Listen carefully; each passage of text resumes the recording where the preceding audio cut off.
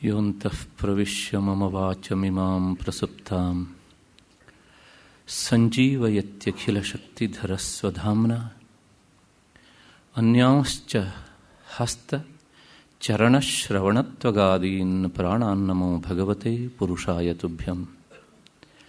ಯಾ ವರ್ಣಪದವಾಕ್ಯಾರ್ಥಗದ್ಯಪದ್ಯಸ್ವರೂಪಿಣಿ ವಾಚಿ ನರ್ತಯತು ಕ್ಷಿಪ್ರಂ ಮೇಧಾನ್ ದೇವಿ ಸರಸ್ವತಿ. ಮಂದಸ್ಮಿತಂ ಸ್ಫುರಿತಮುಗ್ಧಮುಖಾರವಿಂದಂ ಕಂದರ್ಪಕೋಟಿಶತಸುಂದರದಿವ್ಯಮೂರ್ತಿಂ ಆತಾಮ್ರಕೋಮಲಜಟಾಘಟಿತೇಂದುರೇಖಂ ಆಲೋಕಯೇ ವಟತಟೀ ನಿಲಯಂ ದಯಾಳಂ. ಓಂ ನಮಃ ಪ್ರಣವಾರ್ಥಾಯ ಶುದ್ಧಜ್ಞಾನೈಕಮೂರ್ತಯೇ ನಿರ್ಮಲಾಯ ಪ್ರಶಾಂತಾಯ ದಕ್ಷಿಣಾಮೂರ್ತಯೇ ನಮಃ. ಯಸ್ಯಾಂತೋ ನಾದಿಮಧ್ಯಂ ನಹಿ ಕರಚರಣಂ ನಾಮಗೋತ್ರಂ ನ ಸೂತ್ರಂ ನೋ ಜಾತಿ ನೈವ ವರ್ಣೋ ನ ಭವತಿ ಪುರುಷೋ ನೋ ನಪುಂ ಸಂಚ ನ ಸ್ತ್ರೀ ನಾಕಾರೋ ನೋ ವಿಕಾರೋ ನಹಿ ಜನಿ ಮರಣಂ ನಾಸ್ತಿ ಪುಣ್ಯಂಚ ಪಾಪಂ ನೋ ತತ್ವಂ ತತ್ವಮೇಕಂ ಸಹಜ ಸಮರಸಂ ಸದ್ಗುರುಂ ತಂ ನಮಾಮಿ. ಶ್ರುತಿಸ್ಮೃತಿಪುರಾಣಾನಾಂ ಆಲಯಂ ಕರುಣಾಲಯಂ ನಮಾಮಿ ಭಗವತ್ಪಾದಂ ಶಂಕರಂ ಲೋಕಶಂಕರಂ. ನಮಸ್ತಸ್ಮೈ ಭಗವತೆ ಶಂಕರಾಚಾರ್ಯರೂಪಿಣೆ ಯೇನ ವೇದಾಂತವಿದ್ಯೇಯಂ ಉದ್ಧೃತಾ ವೇದಸಾಗರಾತ್. ಹರಲೀಲಾವತಾರಾಯ ಶಂಕರಾಯ ವರೌಜಸೆ ಕೈವಲ್ಯಕಲನಾ ಕಲ್ಪತರವೇ ಗುರವೇ ನಮಃ. ನನ್ನ ವೇದಾಂತ ಬಂಧುಗಳೇ, ಈ ಕಾರ್ಯಕ್ರಮಕ್ಕೆ ಪ್ರಾಯೋಜಕರಾಗಿ ನಿಂತಹ ಶ್ರೀಯುತ ವಿ ಮಾಶಿಲಮಣಿ ಹಾಗೂ ಅವರ ಪರಿವಾರದವರೇ, ಎಲ್ಲ ಜಿಜ್ಞಾಸುಗಳ ಅಂತಹ ಹಿರಿಯರೇ, ನನ್ನ ಮತ್ತು ನಿಮ್ಮೆಲ್ಲರ ಹೃದಯ ಮಂದಿರವನ್ನು ಬೆಳಗ್ತಾ ಇರುವಂತಹ ಆ ಗುರು ಅಂತ ಕರೆಸಿಕೊಳ್ತಾ ಇರುವಂತಹ ಮಹಾಚೈತನ್ಯಕ್ಕೆ ಅನಂತ ಪ್ರಣಾಮಗಳನ್ನು ಸಲ್ಲಿಸ್ತಾ ಇವತ್ತಿನ ಈ ಕೊನೆಯ ಚಿಂತನೆಗೆ ಮುಂದಾಗ್ತಾ ಇದ್ದೇನೆ. ನಿನ್ನೆ ದಿವಸ 8ನೆಯ ಶ್ಲೋಕ ಮತ್ತು 9ನೆಯ ಶ್ಲೋಕದ ಸ್ವಲ್ಪ ಭಾಗವನ್ನು ನೋಡಿದ್ದೇವೆ. ಆ 8ನೆಯ ಶ್ಲೋಕದಲ್ಲಿ ನಾನು ಹೇಳಿದೆ, ಈ ಸಂಬಂಧವಾಚಕ ಶಬ್ದಗಳಲ್ಲಿ ಒಬ್ಬ ಸಂಬಂಧಿ ಕಳಚಿ ಹೋದರೆ ಸಂಬಂಧವೇ ಕಳಚಿ ಹೋಗ್ತದೆ ಅಂತ. ಇದಿಷ್ಟೇ ಅಲ್ಲ, ಆ ಶ್ಲೋಕದೊಳಗೆ ಅಲ್ಲಿ ಇನ್ನೊಂದು ವಿಶೇಷವಾದ ಅರ್ಥವನ್ನು ಭಗವತ್ಪಾದರು ಹೇಳ್ತಾರೆ. ವಿಶ್ವಂ ಪಶ್ಯತಿ ಕಾರ್ಯಕಾರಣತೆಯ ಸ್ವಸ್ವಾಮಿ ಸಂಬಂಧತಃ ಶಿಷ್ಯಾಚಾರ್ಯತೆಯ ತಥೈವ ಪಿತೃಪುತ್ರಾದ್ಯಾತ್ಮನಾ ಭೇದತಃ ಸ್ವಪ್ನೇ ಜಾಗೃತಿ ವಾಯೇಶ ಪುರುಷೋ ಮಾಯಾ ಪರಿಭ್ರಾಮಿತಃ ತಸ್ಮೈ ಶ್ರೀ ಗುರುಮೂರ್ತಯೇ ನಮೈದಂ ಶ್ರೀ ದಕ್ಷಿಣಾಮೂರ್ತಯೇ. ಆ ಗುರುಮೂರ್ತಿಯಾದಂಥ ದಕ್ಷಿಣಾಮೂರ್ತಿ ಅಂದರೆ ನಮ್ಮ ಒಳಗೆ ಇರುವಂತಹ ಮತ್ತು ಆಚೆನೂ ಇರುವಂತಹ ಆ ಆತ್ಮವಸ್ತು ಪ್ರಪಂಚವನ್ನು ಹೇಗೆ ನೋಡುತ್ತೆ ಅಂದರೆ ಕಾರ್ಯಕಾರಣತೆಯ, ಇದು ಒಂದು ಕಾರ್ಯಕಾರಣ ಭಾವದಿಂದ. ಶಿಷ್ಯಾಚಾರ್ಯತೆಯ, ಶಿಷ್ಯ ಆಚಾರ್ಯ ಅಂತ. ಯಾಕೆ ಇದನ್ನು ಮತ್ತೊಮ್ಮೆ ಹೇಳ್ತಾ ಇದ್ದೇನೆ ಅಂದರೆ, ಗುರುವಿನಲ್ಲಿ ಯಾವ ಚೈತನ್ಯ ಉಂಟೋ ಅದೇ ಚೈತನ್ಯವೇ ಶಿಷ್ಯನಲ್ಲೂ ಉಂಟು. ಆ ಚೈತನ್ಯ ಶಿಷ್ಯನ ಅಂತಃಕರಣದಲ್ಲಿದ್ದು ಪಾಠ ಕೇಳುವಷ್ಟು ಹೊತ್ತು, ವಿಷಯವನ್ನು ತಿಳ್ಕೊಳ್ಳುವಷ್ಟು ಹೊತ್ತು ಶಿಷ್ಯ ಅಂತ ಕರೆಸ್ಕೊಳ್ಳುತ್ತೆ. ಅದೇ ಚೈತನ್ಯ ಗುರುವಿನ ಹೃದಯದಲ್ಲಿದ್ದು ಪಾಠ ಹೇಳುವಷ್ಟು ಹೊತ್ತು ಆಚಾರ್ಯ ಅಂತ ಕರೆಸ್ಕೊಳ್ಳುತ್ತೆ. ಹಾಗಿದ್ರೆ ಇದು ಒಂದೇ ಚೈತನ್ಯ ಅಂತಃಕರಣ ಎನ್ನುವಂತಹ ಉಪಾಧಿಯ ಭೇದದಿಂದಾಗಿ ಎರಡಾಗಿ ತೋರುತ್ತೆ. ಶಿಷ್ಯಾಚಾರ್ಯತೆಯ ತಥೈವ ಪಿತೃಪುತ್ರಾಧ್ಯಾತ್ಮನ, ಅಪ್ಪ ಮಗ ಅಂತ ಹೇಳ್ತೇವೆ. ಇದನ್ನು ವೇದಾಂತ ದೃಷ್ಟಿಯಲ್ಲ, ಶಾಸ್ತ್ರವೇ ಹೇಳುತ್ತೆ, ಆತ್ಮ ವೈ ಪುತ್ರನಾಮಾಸಿ ಅಂತ. ಅಂದರೆ ಅಪ್ಪನೇ ಮಗನಾಗಿ ಹುಟ್ಟಿದ್ದಾನೆ ಅಂತ. ಅದಕ್ಕೋಸ್ಕರವೇ ತಂದೆಗೆ ಸಂಸ್ಕೃತದಲ್ಲಿ ತಾತ ಅಂತ ಹೆಸರು. ಯಾಕೆ ಅಂದರೆ ಕನ್ನಡ ತಾತ ಬೇರೆ, ಸಂಸ್ಕೃತ ತಾತ ಬೇರೆ. ಕನ್ನಡ ತಾತ ಸಂಸ್ಕೃತ ತಾತನ ಅಪ್ಪ, ಸಂಸ್ಕೃತ ತಾತ ಕನ್ನಡ ತಾತನ ಮಗ.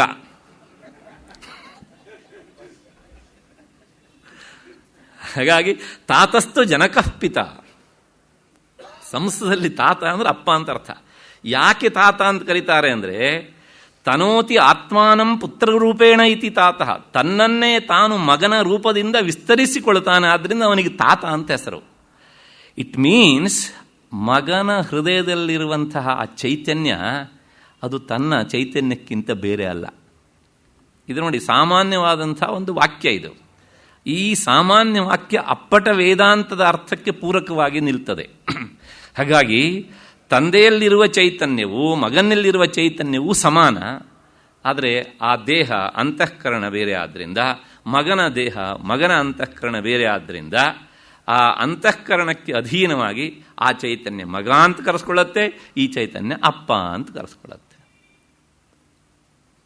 ಇಲ್ಲೊಂದು ದೊಡ್ಡ ಮಡಕೆ ಇಟ್ಬಿಡೋಣ, ಇಲ್ಲೊಂದು ಚಿಕ್ಕ ಮಡಕೆ ಇಟ್ಬಿಡೋಣ, ಎರಡನ್ನು ಹತ್ತಿರ ತರೋಣ, ಬೇಕಿದ್ದೇರೋಣ. ಇದು ಈ ಮಡಕೆಯ ಮರಿ ಮಡಕೆ ಅಂತ. ಆದರೆ ಎರಡರೊಳಗಿರುವ ಆಕಾಶವು ಸಮ, ಸ್ಪೇಸ್ ಇದೆಯಲ್ಲ ಅದು ಸಮಾನ. ಅದು ಅಲ್ಲಷ್ಟೇ ಇರೋದಿಲ್ಲ, ಆಚೆನೇ ಉಂಟು. ಚಿಕ್ಕ ಮಕ್ಕಳಿಗೆ ಸಮಾಧಾನ ಮಾಡೋದಕ್ಕೋಸ್ಕರ ಹೇಳ್ಬೋದು, ಇದು ಚಿಕ್ಕ ಮಡಿಕೆ, ಇದು ದೊಡ್ಡ ಮಡಿಕೆ, ಈ ಚಿಕ್ಕ ಮಡಿಕೆ ಇದು ಅಪ್ಪ ಅಂತ ಹೇಳಿದ್ರೆ ಎಷ್ಟೋ ಅಷ್ಟೇ. ಯಾಕೆ ಒಳಗಿರುವ ಚೈತನ್ಯ ಸಮಾನ. ಹಾಗಿದ್ರೆ ಇದು ಚಿಕ್ಕದು ಯಾಕಾಯಿತು, ಅದು ದೊಡ್ಡದು ಯಾಕಾಯಿತು ಕೇಳಿದರೆ ಅದರ ಆಕಾರ ಚಿಕ್ಕದು, ಅದರ ಆಕಾರ ದೊಡ್ಡದು. ಹಾಗಾಗಿ ಅಪ್ಪನಲ್ಲಿರುವ ಮತ್ತು ಮಗನಲ್ಲಿರುವಂಥ ಚೈತನ್ಯ ಸಮಾನ. ಶಿಷ್ಯಾಚಾರ್ಯತೆಯ ತಥೈವ ಪಿತೃಪುತ್ರಾದ್ಯಾತ್ಮನ ಭೇದತ. ಹಾಗೆ ಸ್ವಾಮಿ ಭೃತ್ಯ ಸಂಬಂಧದಲ್ಲಿ ಆಳು ಅಂತ ಹೇಳ್ತೇವೆ, ಒಡೆಯ ಅಂತ ಹೇಳ್ತೇವೆ, ಇಬ್ಬರಲ್ಲಿರುವ ಚೈತನ್ಯವೂ ಸಮಾನ. ಆ ಚೈತನ್ಯ ದೇಹ ಎನ್ನುವಂತಹ ಉಪಾಧಿಯಿಂದಾಗಿ, ಅಂತಃಕರಣ ಎನ್ನುವಂತಹ ಉಪಾಧಿಯಿಂದಾಗಿ ಅಲ್ಲಿದ್ದಾಗ ಆಳು, ಇಲ್ಲಿದ್ದಾಗ ಒಡೆಯ. ಹೀಗೆ ವಿಶ್ವಂ ಪಶ್ಯತಿ ಕಾರ್ಯಕಾರಣತೆಯ. ಆ ದಕ್ಷಿಣಾಮೂರ್ತಿಯೇ, ಗುರುವೇ ಈ ರೀತಿಯಾಗಿ ಒಬ್ಬೊಬ್ಬರ ಹೃದಯದಲ್ಲಿ ಇದ್ದು ಬೇರೆ ಬೇರೆ ಬೇರೆ ಬೇರೆಯಾಗಿ ಕಂಡು ಬರ್ತಾ ಪ್ರಪಂಚವನ್ನು ನೋಡ್ತಾನೆ. ಒಂದೇ ತತ್ವ ಇದೆ ಅಂತ. ಅಷ್ಟು ಹಿನ್ನೆಲೆಯಲ್ಲಿ ಇದೊಂದು ಅಂಶ ನಿನ್ನೆ ನಾನು ಹೇಳಬೇಕಾದನ್ನು ಬಿಟ್ಟಿದ್ದೆ. ಯಾಕೆಂದರೆ ಮುಂದಕ್ಕೆ ಹೋಗಬೇಕು ಅನ್ನೋಂಥ ಧಾವಂತದಿಂದಾಗಿ ಅಷ್ಟೇ, ಇನ್ನೇನಿಲ್ಲ. ಆದರೆ ಎಲ್ಲೋ ಒಂದು ಕಡೆಗೆ ಅದು ಎಳಿತಾ ಇರುತ್ತೆ ವೇದಾಂತ ವಿಚಾರ. ಬಿಟ್ಟಿದೆಯೇ ನೋಡಲ್ಲಿ ಏನೋ ವ್ಯತ್ಯಾಸ ಆಯಿತು ಅನ್ನತ್ತೆ ಅದು. ಹಾಗಾಗಿ ಆ ವ್ಯತ್ಯಾಸಕ್ಕೆ ಕ್ಷಮೆ ಇರಲಿ ಅಂತ ಕೇಳ್ತಾ, ಮತ್ತೆ ಭೂರಂಭಾಂಸ್ಯನಲೋ ನಿಲೋ ಈ ಶ್ಲೋಕವನ್ನು ನಾನು ಸ್ವಲ್ಪ ಹೇಳಿದ್ದೆ. ಮತ್ತು ಮಧ್ಯೆಯಲ್ಲಿ ಮಾಯೆ ವಿಚಾರ ಬಂದಿತ್ತು.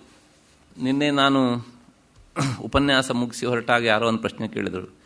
ಆ ರೈತನ ಆಸ್ತಿ ವಿಭಾಗ ಲೆಕ್ಕ ಹೇಳಿದ್ನಲ್ಲ, ಇಷ್ಟೆಲ್ಲ ಹೇಳಿದರೂ ಸಹ ಮಾಯೆ ಕಣ್ಣಿಗೆ ಕಾಣೋದಿಲ್ಲ, ಕೈಗೆ ಸಿಗೋದಿಲ್ಲ.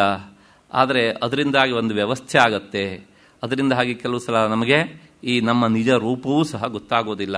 ಇದನ್ನೆಲ್ಲ ಮಾಡುವುದು ಮಾಯೆ ಅಂತ ಇಷ್ಟೆಲ್ಲ ಹೇಳಿದ್ರು ಸಹ ಅದು ಯಾಕೋ ಅಷ್ಟು ಸ್ಪಷ್ಟ ಅರ್ಥ ಆಗಲಿಲ್ಲ ರೀ ಅಂತ ಮತ್ತೆ ಪುನಃ ರಾಗ ಹೇಳ್ತಾರೆ. ಅಲ್ರಿ, ಅದು ಅರ್ಥ ಆಗ್ಬಿಟ್ರೆ ಮಾಯೆ ಹೇಗ್ರಿ ಆಗತ್ತೆ? ಇಟ್ಸ್ ವೆರಿ ಸಿಂಪಲ್ ಅಲ್ವಾ? ಸೊ ಆದರೂ ಸಹ ಅರ್ಥ ಮಾಡಿಸೋದಕ್ಕೆ ಅಂತ ನಾನು ಇದನ್ನು ಹೇಳ್ತಾ ಇಲ್ಲ. ಮತ್ತೆ ಎಷ್ಟು ಹೇಳಿದರೂ ಅರ್ಥ ಆಗೋದಿಲ್ಲ ಅನ್ನೋದಕ್ಕೋಸ್ಕರ ಇನ್ನೆರಡು ಉದಾಹರಣೆ ಕೊಡ್ತೇನೆ. ಹಾಗಿದ್ರೆ ಇದನ್ನು ಯಾಕೆ ಹೇಳ್ತೀರಿ ಅಂದರೆ ಅದು ಅರ್ಥ ಆಗತ್ತೆ ಅನ್ನುವ ಭ್ರಮೆ ನನಗಿಲ್ಲ. ಯಾಕೆಂದರೆ ಮಾಯ ಆದದ್ರಿಂದಲೇ ಅಷ್ಟು ಸುಲಭ ಅಲ್ಲ.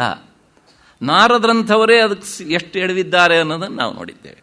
ಮಾಯೆಯ ಬಗ್ಗೆ ತಿಳ್ಕೊಳ್ಳೋದು ಬಹಳ ಕಷ್ಟ. ಯಾಕೆಂದರೆ ಅದು ವಾಸ್ತವಿಕವಾಗಿ ಆತ್ಮವಸ್ತುವನ್ನು ಬಿಟ್ಟು ಇಲ್ಲ. ಅದ್ರ ಬಗ್ಗೆ ನಾನು ತಿಳ್ಕೊಳ್ತೀನಿ ಅಂತ ಹೊರಟ್ರೆ ಜ್ಞಾನಿಯಾದವನಿಗೆ ಕಣ್ಣಿಗೆ ಕಾಣೋಲ್ಲ. ಸಂಸಾರಿಯಾದವನನ್ನು ಅದು ಸಂಸಾರಕ್ಕೆ ನೂಕೋದನ್ನು ಬಿಡೋದಿಲ್ಲ. ಯಾಕೆಂದರೆ ತಾನೇ ಆವರಿಸಿ ತನ್ನ ಸ್ವರೂಪವನ್ನು ಅದು ತಿಳ್ಕೊಳ್ಳೋದಕ್ಕೆ ಬಿಡೋದಿಲ್ಲ. ಜ್ಞಾನಿಯಾದವನಿಗೆ ಅದು ಸಿಗೋದೇ ಇಲ್ಲ, ಅವನ ಕಣ್ಣಿಗೆ ಬೀಳೋದಿಲ್ಲ. ಅಜ್ಞಾನಿಯಾದವನ ಕಣ್ಣನ್ನು ಮುಚ್ಚಿಸಿಯೇ ಬಿಡತ್ತೆ. ಎಂಥ ಸಮಸ್ಯೆ ನೋಡಿ, ತಿಳ್ಕೊಳ್ಳೋದು ಹೇಗ್ರಿ ಇದನ್ನು? ಈಗ ನಾವು ಮಾಯೆಯನ್ನು ಹುಡುಕಬೇಕು, ತಿಳ್ಕೊಳ್ಬೇಕು ಅಂತ ಹೊರಟ್ರೆ ಅದು ಹೇಗಿರುತ್ತೆ ಅಂದರೆ, ಕೈಯಲ್ಲಿ ಒಂದು ಬೆಳಕನ್ನು ಹಿಡ್ಕೊಂಡು ಕತ್ತಲು ಎಲ್ಲಿದೆ ಅಂತ ಹುಡುಕ್ಬಿಡ್ತೀನಿ ಅಂತ ಹೊರಟ್ರೆ ಸಿಗುತ್ತಾ? ಸಿಗತ್ತದು?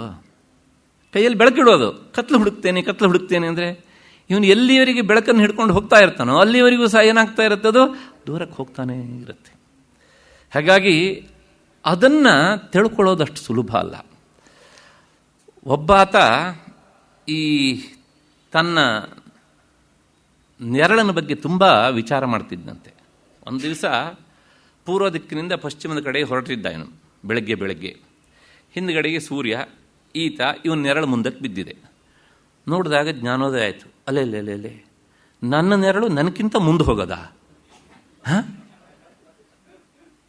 ನೋಡೇ ಬಿಡೋಣ, ಇದನ್ನು ಹಿಂದೆ ಹಾಕ್ಸ್ತೇನೆ ಅಂತ ಏನು ಮಾಡ್ದ, ಹಿಡಿಯೋದಕ್ಕೆ ಹೋದ.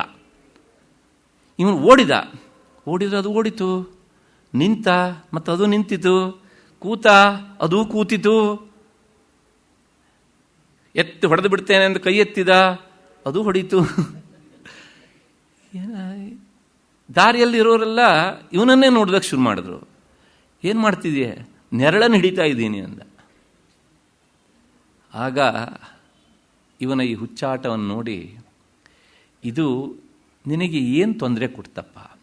ಇನ್ನೇನಿಲ್ಲ, ಕಣ್ಣಿಗೆ ಕಾಣತ್ತೆ, ಕೈ ಸಿಗೋದಿಲ್ಲ. ನಂದೇ ನೆರಳು ನನಗಿಂತ ಮುಂದೆ ಹೋಗುತ್ತೆ. Is it not insult to me ಅಂದ ಅವನು. ಹೌದಪ್ಪ, ನಿಜವಾಗಿಯೂ ಇನ್ಸಲ್ಟ್. ಇದ್ರ ಏನು ಮಾಡಬೇಕು? ಇನ್ನೇನಿಲ್ಲ, ಅದು ಬೇಕಿದ್ರೆ ನಂದು ಹಿಂದಿರಲಿ, ನನ್ನ ಮುಂದಿರು ಕುಡಿದು ಅದು ಅಂದ. ಓ ಹೌದಾ ನಿನ್ನ ಸಮಸ್ಯೆ, ಬಾ ಅಂದ. ತಕ್ಷಣ ಏನು ಮಾಡ್ದ, ಅವನನ್ನು ತೀರಿಸ್ಬಿಟ್ಟ. ನೋಡು, ನೆರಳು ಕಾಣ್ತಾ ಇದೆಯಾ? ಇಲ್ಲ, ನೋಡಿ ಇವಾಗ ನೀ ಎಲ್ಲಿ ಹೋಗ್ತೀಯೋ ನಿನ್ನ ಹಿಂದೆ ಬರುತ್ತೆ, ನಾಯಿ ಮರಿತಾರ ಅದು. ಇವಾಗ ಹೀಸ್ ಗುರು. ಮಾಯೆಯನ್ನು ನೋಡ್ತೇನೆ ಅಂತ ಹೋದರೆ ಅದು ನಮಗೆ ಸಿಗೋಲ್ಲ, ಮುಂದಕ್ಕೆ ಹೋಗ್ತಾ ಇರುತ್ತೆ, ನಮ್ಮನ್ನು ಎಳಿತಾ ಇರುತ್ತೆ ಅಂತ. ಆದರೆ ಮಾಯೆಗೆ ಬೆನ್ನು ಹಾಕಿಬಿಟ್ರೆ ಅದು ಏನು ಮಾಡ್ತೇವೆ, ನಮ್ಮ ಹಿಂದೆ ಬರ್ತಾ ಇರುತ್ತೆ. ಆ ಮಾಯೆಗೆ ಬೆನ್ನು ಹಾಕಬೇಕಿದ್ರೆ ನಾವು ಯಾರ ಕಡೆ ಮುಖ ಮಾಡಬೇಕು? ಸೂರ್ಯನ ಕಡೆಗೆ ಮುಖ ಮಾಡಬೇಕು. ಸೂರ್ಯ ಅಂದರೆ ಬೆಳಕು, ಬೆಳಕು ಅಂದರೆ ಜ್ಞಾನ. ಬರೇ ಜ್ಞಾನ ಅಲ್ಲ, ಆತ್ಮಜ್ಞಾನ. ಆತ್ಮಜ್ಞಾನದ ಕಡೆಗೆ ಯಾವನು ಮುಖ ಮಾಡ್ತಾನೋ ಅವನ ಹಿಂದೆ ಮಾಯೆ ಬರುತ್ತೆ, ಮಾಯೆ ಅವನನ್ನು ಏನೂ ಮಾಡೋದಿಲ್ಲ ಹೀಗೆ ಅಂತ. ಅದನ್ನೇ ಗೀತಾಚಾರ್ಯ ಹೇಳಿದ್ದನ್ನು ಪದೇ ಪದೇ ನಾನು ಹೇಳಿದ್ದೇನೆ, ಭಗವತ್ಪಾದರು ಅದೇ ಮಾತನ್ನು ಹೇಳ್ತಾನೆ. ಹಾಗಾಗಿ ಮಾಯೆ ಬಗ್ಗೆ ಅದನ್ನು ತಿಳ್ಕೊಬಿಟ್ರೆ ನಾನು ದಾಟಕ್ಕಾಗುತ್ತೆ ಅಂತ ಅನ್ನೋದು ಸುಳ್ಳು. ಅದಕ್ಕೆ ಮಾಡಬೇಕಾದ್ದೇನು ಕೇಳಿದರೆ ಬೆಳಕಿನ ಕಡೆಗೆ ಮುಖ ಮಾಡು. ಆಗ ಮಾಯೆ ಅಂದರೆ ನೆರಳಿನ ರೂಪದಲ್ಲಿರುವಂಥ ಮಾಯೆ ನಿನಗೆ ಅಡ್ಡಿ ಮಾಡೋದಿಲ್ಲ.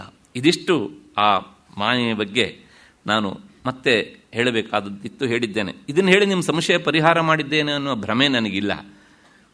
ಯಾಕೆಂದರೆ ಇಷ್ಟ ಆದಮೇಲೂ ಸಹ ಮತ್ತೆ ಇನ್ನೊಂದು ಸಲ ಹೇಳಬೇಕಿದ್ರೆ, ಹೌದಲ್ವಾ ಮಾಯೆ ಅದು ಹೆಂಗೆ ಅಂತ, ಅದು ಎಲ್ಲಿಂದ ಬಂತು, ಹೇಗೆ ಬಂತು? ಶತಶ್ಲೋಕಿಯಲ್ಲಿ ಭಗವತ್ಪಾದರನ್ನು ಮಾತು ಹೇಳ್ತಾರೆ, ಆ ಮಾಯೆ ಅದು ಎಂದೆಂದೂ ಸಹ ಜೀರ್ಣ ಆಗೋದೇ ಇಲ್ವಂತೆ, ಅವಳಿಗೆ ವಯಸ್ಸೇ ಆಗೋದಿಲ್ವಂತೆ, ನಿತ್ಯ ತರುಣಿ ಅವಳು. ಮತ್ತೆ ಅವಳ ಮುಖಕ್ಕೆ ಯಾವಾಗಲೂ ಒಂಥರ ಕೆಂಪು, ಈ ತುಟಿಗೆ ಲಿಫ್ಟಿಗೆ ಹಚ್ಕೊಂಡೇ ಇರ್ತಾಳಂತೆ. ನೋಡಿದ ತಕ್ಷಣ ಅಟ್ರಾಕ್ಷನ್ ಅಂತ. ಕೊನೆಗೆ ಗೊತ್ತಾಗತ್ತೆ, ಓಹೋ ನಾನು ಸಿಕ್ಕ ಹಾಕ್ಕೊಂಡು ಬಿದ್ದಿದ್ದೀನಿ ಅಂತ. ಆದರೆ ಅಷ್ಟೊತ್ತಿಗೆ ಕಾಲ ಮಿಂಚಿ ಹೋಗಿರುತ್ತೆ ಅಂತ ಬಹಳ ಸುಂದರವಾದ ಮಾತನ್ನು ಹೇಳ್ತಾರೆ. ಮತ್ತೊಂದು ಕಡೆ ಅವರೇ ಹೇಳ್ತಾರೆ, ಈ ಮಾಯೆ ಅನ್ನೋದು ಕಾಮಧೇನು ಅಂತ. ಈ ಕಾಮಧೇನುವಿಗೆ ಎರಡು ಕರುಗಳಂತೆ, ಒಂದು ಈಶ್ವರ, ಇನ್ನೊಬ್ಬ ಜೀವಾತ್ಮ.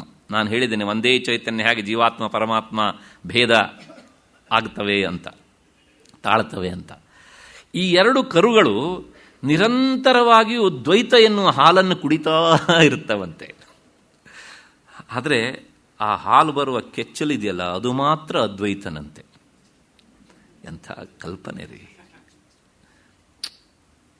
ನಿರಂತರ ಹಾಲು ಕುಡಿತವಂತೆ ಈ ಎರಡು ಕರುಗಳು, ಜೀವಾತ್ಮ ಮತ್ತು ಈಶ್ವರ ಪರಮಾತ್ಮ. ಆ ಶುದ್ಧ ಚೈತನ್ಯವೇ ಎರಡು ಭಾಗ ಆಗತ್ತಲ್ಲ, ಮಾಯೆ ಮಾಡುವ ಕೆಲಸ ಅದು. ಹಾಗಾಗಿ ಮಾಯೆ ಕಾಮಧೇನು ಹೀಗೆ ಮಾಡುತ್ತೆ, ದ್ವೈತದ ಹಾಲನ್ನು ತನ್ನ ಮಕ್ಕಳಿಗೆ ಕುಡಿಸ್ತಾ ಇರುತ್ತಂತೆ ನಿರಂತರ. ಆದರೆ ಆ ಅಡರ್ ಮಾತ್ರ ಅದು ಅದ್ವೈತದ್ದು ಅಂತ. ಈಗ ಊಹೆ ಮಾಡಬೇಕು ನೀವು, ಅದ್ವೈತವಿಲ್ಲದಿದ್ದರೆ ದ್ವೈತಕ್ಕೆ ಅಸ್ತಿತ್ವವೇ ಇಲ್ಲ ಹೀಗೆ ಅಂತ. ಅಷ್ಟು ಹಿನ್ನೆಲೆಯಲ್ಲಿ ಮತ್ತೆ ಈ ಶ್ಲೋಕದಲ್ಲಿ ನಾವು ನೋಡಬೇಕಾದಂತಹ ಕೆಲವು ವಿಚಾರಗಳು ಇವೆ. ಇಷ್ಟೆಲ್ಲ ಇದ್ರೂ ಸಹ ಈ ಪ್ರಪಂಚ ಇದು ನಾಣ್ಯತ್ ಕಿಂಚನ ಮಿಷತ್. ಇಲ್ಲಿ ಭೇದ ಎನ್ನುವುದು ವಾಸ್ತವಿಕವಾಗಿ ಇಲ್ಲ. ಇಲ್ಲಿರುವುದು ಏನು ಕೇಳಿದರೆ ಒಂದೇ ಇರುವುದು, ಒಂದೇ ತತ್ವ. ಆದರೆ ಆ ಒಂದೇ ತತ್ವವೇ ಯಾಕೆ ಹೀಗೆ ಬೇರೆ ಬೇರೆ ರೂಪದಲ್ಲಿ ತೋರುತ್ತೆ ಅಂದರೆ, ನಾವು ಹುಟ್ಟಿದ ಅಂದಿನಿಂದ ಹಿಡಿದು ಇಂದಿನವರೆಗೂ ಸಹ ಈ ದ್ವೈತ ಪ್ರಪಂಚವನ್ನೇ ನೋಡ್ತಾ ಬಂದಿದ್ದೇವೆ. ಹುಟ್ಟಿದ ಅಂದಿನಿಂದ ಅಷ್ಟೇ ಅಲ್ಲ, ಹಿಂದಿನ ಜನ್ಮದಿಂದಲೂ ಸಹ. ಮತ್ತು ಎಷ್ಟು ಜನ್ಮ ಅಂತ ಕೇಳಿದ್ರೆ ನಮಗೆ ಗೊತ್ತಿಲ್ವಲ್ಲ. ಹಾಗಾಗಿ ಎಷ್ಟು ಜನ್ಮದಿಂದ ನೋಡ್ತಾ ಇದ್ದೇವೆ ಅಂತಲೇ ಗೊತ್ತಿಲ್ಲ.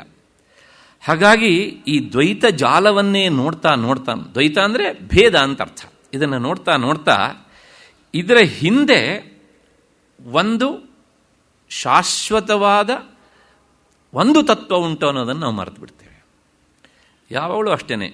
ಈ ಕಾರ್ಯಪ್ರಪಂಚವನ್ನೇ ನೋಡ್ತಾ ಹೋದಾಗ ಏನಾಗುತ್ತೆ ಅಂದರೆ, ಅದರ ಹಿಂದಿರುವಂಥ ಕಾರಣದ ಬಗ್ಗೆ ನಾವು ಗಮನ ಹರಿಸೋದೇ ಇಲ್ಲ. ಆದರೆ ಎಲ್ಲಿಯವರೆಗೆ ನಾವು ಕಾರಣವನ್ನು ನೋಡದೆ ಬರೀ ಕಾರ್ಯವನ್ನಷ್ಟೇ ನೋಡ್ತೇವೋ ಅಲ್ಲಿಯವರೆಗೂ ಸಹ ಮನುಷ್ಯನಿಗೆ ಈ ಹುಟ್ಟು ಸಾವುಗಳ ಸಮಸ್ಯೆ ತಪ್ಪಿದ್ದಲ್ಲ ಅನ್ನಂತೆ ಉಪನಿಷತ್ತು. ಮೃತ್ಯೋಸ್ಸ ಮೃತ್ಯುಮಾಪ್ನೋತಿ ಯಹ ಇಹ ನಾನೇವ ಪಶ್ಯತಿ. ನಾನಾ ಅಂದರೆ ಭೇದ. ಯಾವಾತ ಇಲ್ಲಿ ನಿರಂತರ ಈ ಭೇದವನ್ನೇ ನೋಡ್ತಾ ಹೋಗ್ತಾನೋ ಅವನು ಸಾವಿನಿಂದ ಸಾವಿಗೆ ಹೋಗ್ತಾನೆ. ಅಂದರೆ ಏನ್ರಿ, ಒಂದೇ ಸಲ 2-3 ಸಲ ಒಟ್ಟೊಟ್ಟಿಗೆ ಸಾಯ್ತಾನ ಅಂದರೆ ಇಲ್ಲ, ಸಾಯ್ತಾನೆ, ಹುಟ್ಟುತ್ತಾನೆ, ಮತ್ತೆ ಸಾಯ್ತಾನೆ, ಮತ್ತೆ ಹುಟ್ಟುತ್ತಾನೆ. ಮೃತ್ಯೋಸ್ಸ ಮೃತ್ಯುಮಾಪ್ನೋತಿ ಅಂದರೆ ಹುಟ್ಟು ಸಾವುಗಳ ಚಕ್ರದಿಂದ ಆತ ತಪ್ಪಿಸಿಕೊಳ್ಳಲಾರ. ಎಲ್ಲಿಯವರೆಗೆ ನೀನು ಈ ಭೇದವನ್ನೇ ನೋಡ್ತಾ ಹೋಗ್ತೀಯೋ ಅಲ್ಲಿವರೆಗೆ ಇದು ಕಟ್ಟಿಟ್ಟಿತ್ತು. ಹಾಗಿದ್ರೆ ಈ ಕಾರ್ಯವನ್ನು ನೋಡುವುದು ಕಡಿಮೆ ಮಾಡು, ಕಾರಣವನ್ನು ನೋಡು. ಇದನ್ನೇ ಹೇಳೋದು. ನಿನ್ನೆ ದಿವಸ ನಾನು ಹೇಳಿದ್ದೆ, ಕಾರ್ಯಪ್ರಪಂಚಕ್ಕೆ ನಮ್ಮ ದೃಷ್ಟಿ ಹಾಯ್ದು ಬಂದಾಗ ಅದನ್ನು ವ್ಯವಹಾರದ ದೃಷ್ಟಿ ಅಂತ ಕರೀತಾರೆ. ವ್ಯವಹಾರಕ್ಕಷ್ಟು ಸಾಕು. ಈಗ ಉದಾಹರಣೆಗೆ ವ್ಯವಹಾರದಲ್ಲಿ ಎಲ್ಲವೂ ಭೇದವೇ. ಈಗ ನೀನು ಯಾರು ಅಂತ ನನ್ನ ಹತ್ರ ಕೇಳಿದರೆ ನಾನು ಇಂಥವನು ಅಂತ ಹೇಳ್ತೇನೆ. ಆ ಇಂಥವನು ಅಂತ ಹೆಸರು ಉಂಟಲ್ಲ, ಅದು ಯಾವುದಕ್ಕೆ ಸಂಬಂಧಪಟ್ಟಿದ್ದು? ಈ ದೇಹಕ್ಕೆ ಸಂಬಂಧಪಟ್ಟಿದ್ದು. ನನ್ನ ಅಪ್ಪ ಅಮ್ಮ ನನಗೆ ಈ ಹೆಸರಿಟ್ಟರು, ನಾನು ಅದನ್ನು ಹೇಳ್ತೇನೆ. ಹಾಗಿದ್ರೆ ಈ ಗಣೇಶ್ ಭಟ್ ಹೋಬಳಿ ಅಥವಾ ಯಾರೋ XYZ ರಾವ್ ಅವರ ಹೆಸರು ಉಂಟಲ್ಲ, ಅದು ಆ ದೇಹಕ್ಕಿಟ್ಟಿದ್ದಲ್ವಾ? ಒಂದೊಂದು ದೇಹಕ್ಕೆ ಒಂದೊಂದು ಹೆಸರು. ಆದರೆ ಇದರ ಹಿಂದಿರುವಂತಹ ಎಲ್ಲರ ಅಂತಃಕರಣದಂತಹ ಚೈತನ್ಯ ಅದು ಸಮಾನ ಅಲ್ವಾ? ಇದನ್ನೇ ಗೀತೆಯಲ್ಲೂ ಗೀತಾಚಾರ್ಯ ಹೇಳ್ತಾನೆ, ಶುನಿಚೈವ ಶ್ವಪಾಕೇಚ ಪಂಡಿತಾ ಸಮದರ್ಶಿನಃ ಸಮಂ ಬ್ರಹ್ಮ. ಆ ಶಾಸ್ತ್ರ ದೃಷ್ಟಿ ಇರುವವರಿಗೆ ಏನಾಗುತ್ತೆ ಕೇಳಿದರೆ, ಈ ವ್ಯವಹಾರದ ದೃಷ್ಟಿ ಕಡಿಮೆ ಆಗ್ತಾ ಬರುತ್ತೆ. ಹಂತವಾಗಿ ಏನಾಗುತ್ತೆ ಕೇಳಿದರೆ, ಆ ಶಾಸ್ತ್ರ ದೃಷ್ಟಿ ಗಟ್ಟಿಯಾದಾಗ ದೃಷ್ಟಿಂ ಜ್ಞಾನಮಯೀಂ ಕೃತ್ವ ಪಶ್ಯೇತ್ ಬ್ರಹ್ಮಮಯಂ ಜಗತ್ ಅಂತ.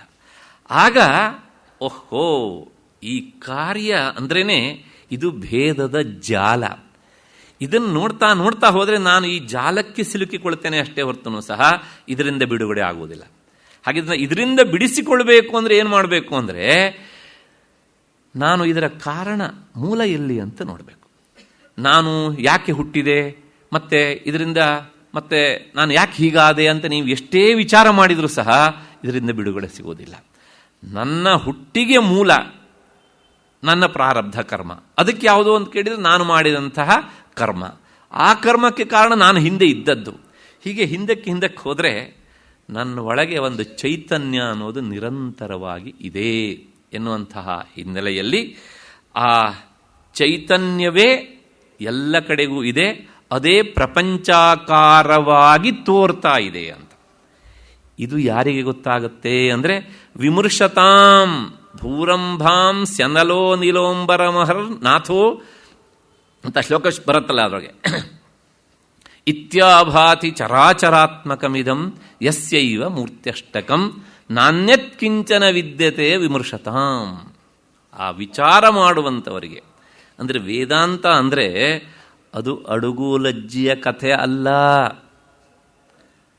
ಕಣ್ಣು ಕಾಣದೇ ಇದ್ದ ಹಾಗೆ ಆದ ಮೇಲೆ ಕಿವಿ ಕೇಳದೇ ಇದ್ದ ಹಾಗೆ ಇರುವ ಸ್ಥಿತಿಯಲ್ಲಿ ಮತ್ತು ವೇದಾಂತ ಪಾಠ ಕೇಳಿ ಇಲ್ಲೇ ಮರೆಯುವ ಸ್ಥಿತಿ ಬಂದಾಗ ಮತ್ತೆ ಯಾರಾದರೂ ಸಾಧ್ಯ ಆದರೆ ಕೈ ಹಿಡಿದು ಕರ್ಕೊಂಡು ಹೋದ ಆಗುವ ಸ್ಥಿತಿಯಲ್ಲಿ ವೇದಾಂತ ಕೇಳೋದಲ್ಲ.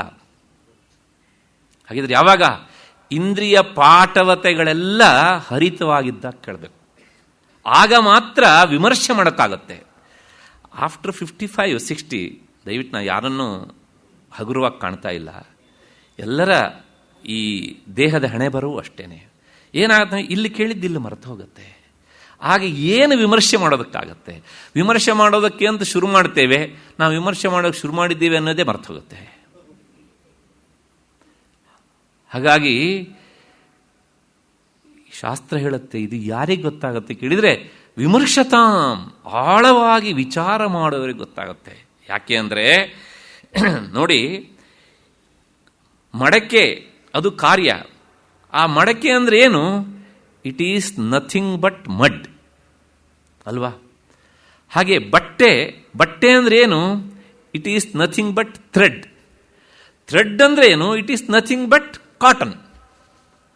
ಹಾಗೆ ಕಾರಣ ಹುಡುಕ್ತಾ ಹೋಗು, ಅಲ್ಲಿ ನಿನಗೆ ಸಮಾಧಾನ ಸಿಗತ್ತೆ ಅಂತ.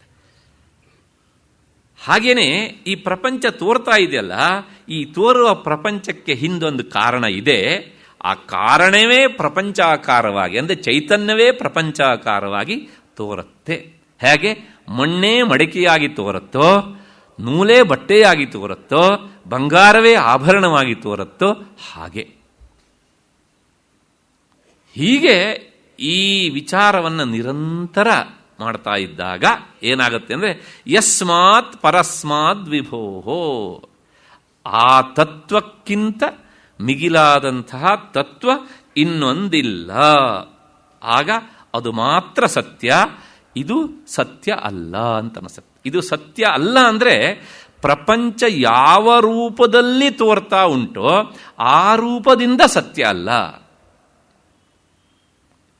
ಅಂದರೆ ಈ ತೋರುವ ರೂಪದಿಂದ ಸತ್ಯ ಅಲ್ಲ, ಕಾರಣದ ರೂಪದಿಂದ ಸತ್ಯ.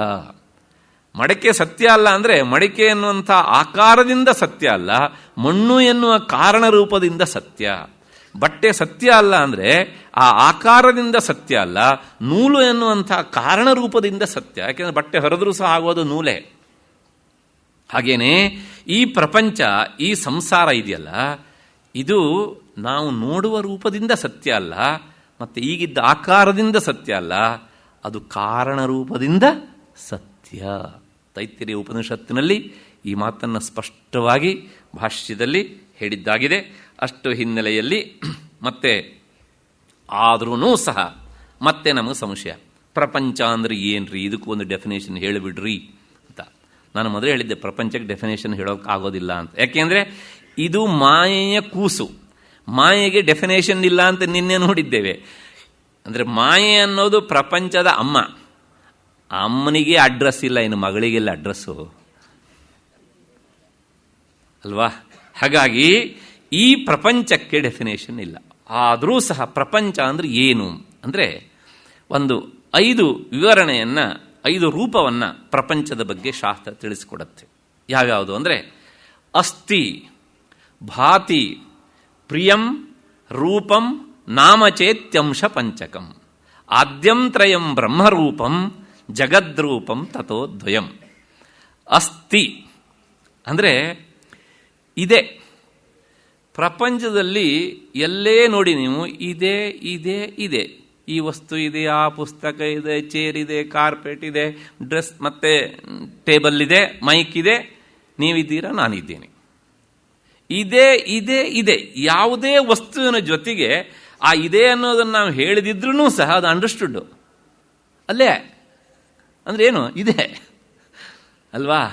ಹಾಗಾಗಿ ಆ ಇದೆ ಅನ್ನೋದು ಎಲ್ಲ ವಸ್ತುಗಳ ಜೊತೆಗೂ ಅನುಸ್ಯೂತವಾಗಿ ಸೇರಿಕೊಂಡಿದೆ. ಮೊದಲನೇ ದಿವಸದ ಪ್ರಶ್ನೆ ಇದು, ಶಿಷ್ಯನ ಪ್ರಶ್ನೆ. ಎಲ್ಲ ವಸ್ತುಗಳ ಜೊತೆಗೂ ಇದೆ.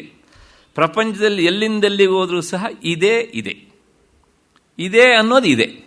ಆಯ್ತು, ಇದೊಂದು ಅಸ್ತಿ. ಮತ್ತೆರಡನೇದು ಬರೇ ಇದ್ರೆ ಸಾಕ, ಭಾತಿ. ಏನಾಗುತ್ತೆ? ಅದು ನಮ್ಮ ಅನುಭವಕ್ಕೆ ಬರುತ್ತೆ.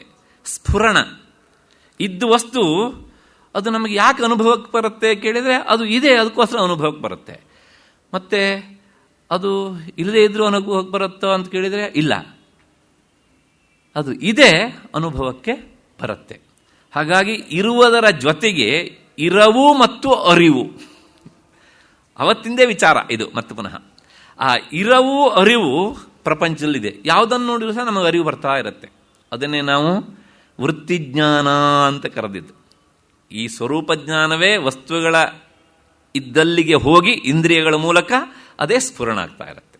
ಅಲ್ಲಿಗೆ ಪ್ರಪಂಚದಲ್ಲಿ ಯಾವುದನ್ನು ನೋಡಿ ನಮಗೆ ಅರಿವು ಬರ್ತಾ ಇರುತ್ತೆ. ಅವನು ಬ್ಲೈಂಡ್ ಆದರೂ ಸಹ ಮುಟ್ಟಿ ಅವನು ಅರಿವನ್ನು ಪಡಿತಾನೆ.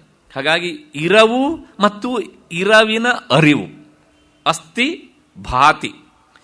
ಮತ್ತಷ್ಟೇ ಅಲ್ರಿ, ಪ್ರಿಯಂ. ನಮಗೇನಾಗುತ್ತೆ ಕೇಳಿದರೆ, ನಮಗೆ ವಸ್ತು ಸಿಕ್ಕಾಗ ಪ್ರಿಯ, ಸಂತೋಷ ಆಗತ್ತೆ. ಅಂದರೆ ಇಲ್ಲಿ ಏನುಂಟು ಕೇಳಿದರೆ ಸಂತೋಷ, ಆನಂದವೂ ಉಂಟು. ಅಲ್ಲಿ ಅದು ಎಲ್ಲುಂಟು ಅಂತ ಕೇಳಿದರೆ ನಾವು ಅಂದ್ಕೊಳ್ತೇವೆ, ನಾವು ಯಾವುದೋ ಒಂದು ವಸ್ತು ಬಯಸ್ತೇವಲ್ಲ, ಅದು ಬಯಸಿದಾಗ ಸಿಕ್ಕತ್ತಲ್ಲ, ಸಿಕ್ಕಿದಾಗ ಆ ವಸ್ತುವಿನಿಂದ ನಮಗೆ ಸಿಕ್ತು ಅಂತ ನಾವು ಅಂದ್ಕೊಳ್ತೇವೆ. ವಾಸ್ತವಿಕ ಅದು ಅಲ್ಲಿರುವುದಲ್ಲ. ಹಾಗೆ ಎಲ್ಲಿರೋದು? ಇಲ್ಲಿರುವುದೇ ಅಲ್ಲಿ ಹೋಗಿ ನಮಗೆ ರಿಫ್ಲೆಕ್ಟ್ ಆಗಿ ಅಲ್ಲಿದ್ದ ಹಾಗೆ ತೋರತ್ತೆ. ನಾನು ಬಹಳ ಹಿಂದೆ ಒಂದು ಉದಾಹರಣೆ ಕೊಟ್ಟಿದ್ದೆ, ಅದು ಸ್ವಲ್ಪ ನೀಚ ಉದಾಹರಣೆ, ಆದರೂ ಒಳ್ಳೆಯ ಉದಾಹರಣೆ. ಹಾಗಾಗಿ ಇನ್ನೊಂದ್ಸಲ ಜ್ಞಾಪಿಸಿಬಿಡ್ತೇನೆ. ಸುಖ ಅಥವಾ ಆನಂದ ಅದು ಹೊರಗಿನ ವಸ್ತುಗಳಲ್ಲಿ ಇರುವುದಲ್ಲ, ಅದು ಆತ್ಮನ ಸ್ವರೂಪ. ಯಾಕೆ? ಸತ್ಯಂ ಜ್ಞಾನಂ ಅನಂತಂ ಬ್ರಹ್ಮ ಅಂತ ಶ್ರುತಿ ಹೇಳಿದಾಗೆ ಸತ್ ಚಿತ್ ಆನಂದ. ಆನಂದ ಅದು ಆತ್ಮನ ಸ್ವರೂಪ. ಈ ಆನಂದವೇ ಇಂದ್ರಿಯಗಳ ಮೂಲಕ ವಸ್ತುಗಳತ್ತ ಹೋದಾಗ ನಮಗೆ ವಸ್ತುವಿನಿಂದ ಸಿಕ್ತು ಅಂತ ಅನಿಸುತ್ತೆ. ವಾಸ್ತವಿಕ ವಸ್ತುವಿನಲ್ಲಿ ಸಂತೋಷ, ಆನಂದವೂ ಇರೋದಿಲ್ಲ, ದುಃಖವೂ ಇರೋದಿಲ್ಲ, ಅದು ಭ್ರಮೆ ಅಷ್ಟೇನೆ. ಏನು ಉದಾಹರಣೆ ಅಂದರೆ, ಒಂದ್ಸಲ ಒಂದು ನಾಯಿ ಆಹಾರ ಹುಡ್ಕೊಂಡು ಹೊರಟಿತ್ತಂತೆ. ಹುಡ್ಕೊಂಡು ಹೋದಾಗ ಅದಕ್ಕೆ ಒಂದು ದಾರಿಯಲ್ಲಿ ಒಂದು ಒಣಗಿದ ಮೂಳೆ ಸಿಕ್ತು. ಮೂಳೆ ಸಿಕ್ತಲ್ಲ ಅಂತ ಸಂತೋಷದಿಂದ ಹಾಕ್ಕೊಂಡು ಕಡಿತಾ ಇತ್ತು. ಅದು ಕಡಿತಾ ಇದ್ದಾಗ ಆ ಮೂಳೆ ದವಡೆಗೆ, ಒಸಡಿಗೆ ಉಜ್ಜಿ ಉಜ್ಜಿ ಉಜ್ಜಿ ಘರ್ಷಣೆಯಿಂದ ಅದರ ದವಡೆಯಿಂದ ರಕ್ತ ಸೋರ್ತಾ ಇತ್ತು. ಆಗ ಸಂತೋಷ ಆಯ್ತಂತ, ಆಹಾ ಎಷ್ಟೆಲ್ಲ ರಕ್ತ ಸಿಗ್ತಾ ಇದೆ ಈ ಮೂಳೆಯಿಂದ ಅಂತ ಖುಷಿಯಾಗಿ ಮತ್ತೆ ಮತ್ತೆ ಔಡ್ತು. ಕೊನೆಗೆ ಏನು ಮಾಡುತ್ತೆ ಕೇಳಿದರೆ, ಸಾಕು ಅಂಥೇಳಿ ಅದನ್ನು ಆಚೆ ಉಗುಳ್ತು. ಕೊನೆಗೆ ಗೊತ್ತಾಯ್ತು ಅದಕ್ಕೆ. ಏನೇ ಕೇಳಿದರೆ, ಮತ್ತಿನ್ನು ಒಂದು ವಾರ ಪೂರ ಏಕಾದಶಿ ಅದಕ್ಕೆ. ಯಾಕೆ ಅಂದರೆ ಬಾಯೆಲ್ಲ ಹುಣ್ಣು. ಹಾಗಿದ್ದು ಅದಕ್ಕೆ ರಕ್ತ ಸಿಕ್ಕಿತು ಅಂತ ಬಂದಿತ್ತಲ್ಲ ಭಾವನೆ, ಅಲ್ಲಿ ನಿಜವಾಗಿ ರಕ್ತ ಇದೆಯಾ? ಇದರ ಒಸಡಿನ ರಕ್ತವೇ ಆ ಮೂಳೆಯೇ ಮತ್ತು ಇದರ ಒಸಡಿನ ಘರ್ಷಣೆಯಿಂದಾಗಿ ಹೊರಗಿನಿಂದ ಬಂದ ಹಾಗೆ ಅನಿಸ್ತು. ಮನುಷ್ಯ ಅನುಭವಿಸುವ ಈ ಪ್ರಪಂಚದ ಸುಖ ಹೀಗೇನೆ. ಇಂದ್ರಿಯಗಳಿಗೂ ಇಂದ್ರಿಯ ವಸ್ತುಗಳಿಗೂ ಘರ್ಷಣೆ ಉಂಟಾದಾಗ ತನ್ನ ಒಳಗೆ ಇರುವಂತಹ ಆನಂದ ಅಲ್ಲಿಂದ ಸಿಕ್ತು ಅಂತ ಭ್ರಮಿಸ್ತಾನೆ. ಆದರೆ ಅಲ್ಲಿ ಇಲ್ಲ. ಮತ್ತಷ್ಟೇ ಅಲ್ಲ, ನಾವು ಏನೇ ಕೆಲಸ ಮಾಡಿದರೂ ಸಹ ಆ ಆನಂದ ಪ್ರಾಪ್ತಿಗಾಗಿಯೇ ನಾವು ಮಾಡ್ತೇವೆ, ಇನ್ನೊಬ್ಬರಿಗೆ ಸಂತೋಷ ಆಗಲಿ ಅಂತ ನಾವು ಮಾಡೋಲ್ಲ. ಚಿಕ್ಕ ಮಕ್ಕಳು ಬರ್ತಾರೆ, ಏನೋ ಮುದ್ದಾಗಿರ್ತಾರೆ, ನಾವೇನು ಮಾಡ್ತೀವಿ ಕೇಳಿದರೆ ಗಲ್ಲ ಹಿಡಿದು ಹೀಗೆ ಚಿವುಟ್ತೇವೆ. ಆ ಮಗುವಿಗೆ ಸಂತೋಷ ಆಗಲಿ ಅಂತ ನಾವು ಚಿವುಟಿದ್ವಾ? ಯಾತಕ್ಕೋಸ್ಕರ? ಆತ್ಮನಸ್ತು ಕಾಮಾಯ ಸರ್ವಂ ಪ್ರಿಯಂ ಭವತಿ, ಉಪನಿಷತ್ತಿನ ಮಾತು. ಅದು ಅಳ್ತಾ ಇರುತ್ತೆ, ನಾವು ಸಂತೋಷ ಪಡ್ತಾ ಇರ್ತೇವೆ. ಇನ್ನು ನಮ್ಮ ಗಂಡಸರವರು ಬೇರೆ ರೀತಿ. ಇದು ನನ್ನ ಮಾತಲ್ಲ, ವಿದ್ಯಾರಣ್ಯರೇ ಈ ಮಾತನ್ನು ಹೇಳ್ತಾರೆ. ನಿನ್ನೆ ಮೊನ್ನೆ ಶೇವಿಂಗ್ ಮಾಡಿರ್ತಾರೆ, ಇಷ್ಟೊತ್ತಿಗೆ ಒಂದು ಮೊಳಕೆ ಆಗಿರುತ್ತೆ ಅದು ಗಡ್ಡ. ಆ ಮಕ್ಕಳು ಕಂಡ ತಕ್ಷಣ ಅವ್ರನ್ನ ಏನು ಮಾಡ್ತಾರೆ ಹೇಳಿದರೆ, ಅವ್ರ ಕೆನ್ನೆಗೆ ಇವ್ರ ಕೆನ್ನೆ ಹಾಕಿ ಉಜ್ಜಿದ್ರೆ ಅದು ಕಟಾರ ಅಂತ ಅಳ್ತಾ ಇರುತ್ತೆ, ಸಂತೋಷ ಪಡ್ತಾ ಇರ್ತಾರೆ. ವಿದ್ಯಾರಣ್ಯರು ಪಂಚದಶಿಯಲ್ಲಿ ಈ ಮಾತನ್ನು ಹೇಳ್ತಾರೆ. ಅಂದರೆ ನಮ್ಮ ಶಾಸ್ತ್ರಕಾರದಲ್ಲಿ ಎಷ್ಟು ಸೂಕ್ಷ್ಮವಾಗಿ ಅಬ್ಸರ್ವ್ ಮಾಡಿದ್ದಾರೆ. ಯಾಕೆ ಹೀಗೆ ಮಾಡ್ತಾರೆ? ಆ ಮಗುವಿಗೆ ಸಂತೋಷ ಆಗಲಿ ಅಂತನ? ನಿಜವಾಗಿ ಮಗುವಿಗೆ ಯಮ ಹಿಂಸೆ. ಇವನ ಆ ಕೋಳೆ ಗಡ್ಡ ತಾಗ್ದಾಗ ಆದ್ರೂ ಸಹ ಹಾಗೆ ಮಾಡ್ತಾರಲ್ಲ. ಯಾಕೆ ಅಂದರೆ ಆ ಗಡ್ಡದ ಸ್ಪರ್ಶದಿಂದ ಇವರಿಗೆ ಸಂತೋಷ. ಆತ್ಮನಸ್ತು ಕಾಮಾಯ ಸರ್ವಂ ಪ್ರಿಯಂ ಭವತಿ. ಹಾಗಿದ್ರೆ ಎಲ್ಲಿದೆ ಸಂತೋಷ, ಆನಂದ? ಹೊರಗಿಲ್ಲ, ನಮ್ಮೊಳಗೆ ಇದೆ. ಆ ಇಂದ್ರಿಯ ವಸ್ತುಗಳು ಸಿಕ್ಕಿದಾಗ ಏನಾಗುತ್ತೆ ಕೇಳಿದರೆ ನಾವು ಭ್ರಮೆಗೆ ಒಳಗಾಗಿ ಹೊರಗಿದೆ ಅಂತ ಭಾವಿಸ್ಕೊಳ್ತೇವೆ. ಹೀಗೆ ಅಸ್ತಿ, ಭಾತಿ, ಪ್ರಿಯಂ ಮೂರಾಯಿತು. ಮತ್ತಿನ್ನೊಂದು ನಾಮ. ನಾಮ ಅಂದರೆ ಹೆಸರು. ನಾಮ ಅಂದರೆ ಈ ಕನ್ನಡದೊಂದು ನಾಮ ಅಂದುಂಟು, ಅವನು ನಾಮ ಹಾಕ್ಬಿಡ್ತಾನ್ರಿ ಹುಷಾರು ಅಂತ.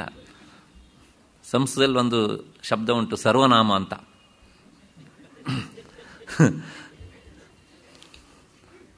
ಮೇಷ್ಟ್ರು ಕೇಳದಂತೆ ಏನೋ ಸರ್ವನಾಮ ಅಂದರೆ, ಅವನು ಹೇಳಿದಂತೆ ಯಾವನು ಸರ್ವರಿಗೂ ನಾಮ ಹಾಕ್ತಾನೋ ಅವನೇ ಸರ್ವನಾಮ ಸಾರ್ ಅಂತ. ಅವತ್ತು ನಮ್ಮ ದೇಶದಲ್ಲಿ ಇಂಥವನು ಒಬ್ಬನ ಇದ್ರು ಅಷ್ಟೇನೆ. ಇವತ್ತು ಎಲ್ಲ ಕಡೆಗೂ ಸರ್ವನಾಮದವರೇ, ಎಲ್ಲಿಂದ ಎಲ್ಲಿಗೆ ಹೋದರೂ ಸರ್ವನಾಮ. ಹೀಗೆ ಹಾಗಾಗಿ ನಾಮ ಅಂದರೆ ಇದು ಈ ನಾಮ ಅಲ್ಲ. ಈ ಗೋರೂರು ರಾಮಸ್ವಾಮಿಗಳು ಅದ್ರ ಬಗ್ಗೆ ಬಹಳ ಸುಂದರವಾಗಿ ವಿವರಣೆಯನ್ನು ಕೊಡ್ತಾರೆ, ಓದಿದ್ದೀರಿ ಅಂತ ಅಂದ್ಕೊಂಡಿದ್ದೇನೆ. ಹಾಗಾಗಿ ಈ ನಾಮ ಅಲ್ಲ, ನಾಮ ಅಂದರೆ ಹೆಸರು. ನಾಮ ಇಂಗ್ಲೀಷಲ್ಲಿ ಆ ನಾಮವೇ ನೇಮ್ ಅಂತ ಆದದ್ದು ಅಷ್ಟೇ. ನಾಮ ಪ್ರಪಂಚದಲ್ಲಿ ಎಲ್ಲಿ ಹೋದರೂ ಸಹ ಒಂದು ವಸ್ತು, ಅದಕ್ಕೊಂದು ಹೆಸರು. ವಸ್ತು ಹೆಸರು, ವಸ್ತು ಹೆಸರು. ಹೆಸರಿಲ್ಲದ ವಸ್ತು ತೋರಿಸಿ ನೋಡೋಣ. ಇಲ್ಲ, ವಸ್ತುವೇ ಇಲ್ಲ, ಬರೀ ಹೆಸರನ್ನ ಹೇಳಿ ನೋಡೋಣ. ಇಲ್ಲ. ಹಾಗಾಗಿ ನಾಮ ಮತ್ತೆ ಒಂದು ರೂಪ. ಅಲ್ಲಿಗೆ ಎಷ್ಟಾಯಿತು? ಪ್ರಪಂಚ ಅಂದರೆ ಈ 5: ಅಸ್ತಿ, ಭಾತಿ, ಪ್ರಿಯಂ, ರೂಪಂ, ನಾಮ, ಅಂಶ ಪಂಚಕಂ. ಇಷ್ಟರೊಳಗೆ ಈ ಮೊದಲುಂಟಲ್ಲ, ಅಸ್ತಿ, ಭಾತಿ, ಪ್ರಿಯಂ, ಇರುವಿಕೆ, ಅರಿಯುವಿಕೆ ಮತ್ತು ಆನಂದ, ಇದು 3. ಆದ್ಯಂತ್ರಯಂ ಬ್ರಹ್ಮರೂಪಂ. ಪ್ರಪಂಚದ ಈ 5 ರೂಪಗಳಲ್ಲಿ ಮೊದಲ 3 ಪ್ರಪಂಚಕ್ಕೆ ಬಂದಿದ್ದು ಕಾರಣವಾದ ಬ್ರಹ್ಮ ವಸ್ತುವಿನಿಂದ. ಜಗದ್ರೂಪಂ ತಥೋದ್ವಯಂ. ನಾಮ ರೂಪ ಇದು ಈ ಕಾರ್ಯವಾದ ಪ್ರಪಂಚದಿಂದ ಬಂದದ್ದು. ಅಲ್ಲಿ ಪ್ರಪಂಚ ಅಂದರೆ ಏನು ಅಂದರೆ ಇಷ್ಟೇ, ಎಲ್ಲಿಂದ ಎಲ್ಲಿಗಾರು ಹೋಗ್ರಿ, ಒಂದು ಆಕಾರ, ಇನ್ನೊಂದು ಹೆಸರು, ಶೇಪ್ ಆ್ಯಂಡ್ ನೇಮ್. ಎಲ್ಲಿಂದ ಎಲ್ಲಿಗಾದರೂ ಹೋಗ್ರಿ ನೀವು, ಇದ್ರ ಬಿಟ್ಟರೆ ಬೇರೆ ತೋರಿಸಿ. ನಂದಲ್ಲ ಮಾತು, ಶಾಸ್ತ್ರಕಾರ ಅಥೆಂಟಿಕ್ ಆಗಿ ನಾವು ಹೇಳ್ತೇವೆ ಮೈಸೂರು ಅಂತ. ಮೈಸೂರು ಅಂದರೆ ಏನು? ಅದು ಸಹ ಭೂಮಿ ಹೌದು ತಾನೆ, ಅಲ್ಲಿರೋದು ಮಣ್ಣೆ ತಾನೆ, ಅಲ್ಲಿರೋರು ಜನರೇ ತಾನೆ. ಹಾಗಿದ್ರೆ ಏನು? ಆ ಮೈಸೂರು ಸಿಟಿಯ ಆಕಾರ ಬೆಂಗಳೂರು ಸಿಟಿಯ ಆಕಾರಕ್ಕಿಂತ ಬೇರೆ ಇರ್ಬೋದು, ಹೌದು ತಾನೆ? ನಾಮ ಹೆಸರು ಬೇರೆ ಆಯಿತು, ಮೈಸೂರು ಅಂತ. ರೂಪ ಎಲ್ಲಿಂದ ಎಲ್ಲಿಗಾದರೂ ಹೋಗಿ ನೀವು ಈ ತೀರ್ಮಾನಕ್ಕೆ ಬಂದುಬಿಟ್ರೆ ಯಾತ್ರೆಗೆ ಗೀತ್ರೆಗೆ ಹೋಗಬೇಕು ಅಂತ ಏನೋ ಅನಿಸೋದಿಲ್ರಿ ನಮಗೆ. ಎಲ್ಲಿಂದ ನಾಮ ರೂಪ ಎರಡೇ ಪ್ರಪಂಚ ಅಂದರೆ. ಈ ನಾಮರೂಪ ಕಟ್ಕೊಂಡು ನಮಗೆ ಏನಾಗಬೇಕು? ಇದನ್ನು ಮೀರಬೇಕು ತಾನೆ ನಾವು. ಇದನ್ನು ಬಿಟ್ಟು ಕಾರಣ ಕಡೆ ಹೋಗ್ಬೇಕಲ್ಲ. ಅಸ್ಥಿಭಾತಿ ಪ್ರಿಯಂ ನಮ್ಮ ರೂಪ, ಜಗತ್ತಿನ ರೂಪ name and fame, name and shape and ಮತ್ತೆ ನೇಮ್, ಹೀಗೆ ಅಂತ. ಅದು ಎರಡೂ ಶಾಶ್ವತ ಅಲ್ಲ. ಯಾಕೆ? ಯಾವಾಗ ಶೇಪ್ ಅನ್ನೋದು ಹೊರಟಾಯಿತು, ಶೇಪನ ಜೊತೆಗೆ ಹೆಸರು ಅಳೆದೋಗುತ್ತೆ. ಈಗ ಒಬ್ಬ ವ್ಯಕ್ತಿ ಇದ್ದ, ಮಿಸ್ಟರ್ ರಾವ್ ಅಂತ. ಆ ರಾವ್ ಅನ್ನೋರು ಒಂದು ದಿವಸ ಹೋಗ್ಬಿಟ್ರು. ಆ ಆಕಾರ ಹೋಯ್ತು, ರಾವ್ ಅನ್ನೋರ ಆಕಾರ. ಆ ಆಕಾರ ಜೊತೆಗೆ ಹೆಸರು ಹೋಯ್ತಾ ಇಲ್ವೋ? ಅಲ್ಲಿ ಏನು ಹೇಳ್ದಂಗಾಯ್ತು? ಯಾವಾಗ ಈ ಆಕಾರ ಹೋಗತ್ತೋ ಆಕಾರದ ಜೊತೆಗೆ ಮತ್ತೆ ಹೆಸರು ಸಹ ಹೋಗ್ಬಿಡುತ್ತೆ. ಅದರಿಂದ ಇದು ಶಾಶ್ವತ ಅಲ್ಲ.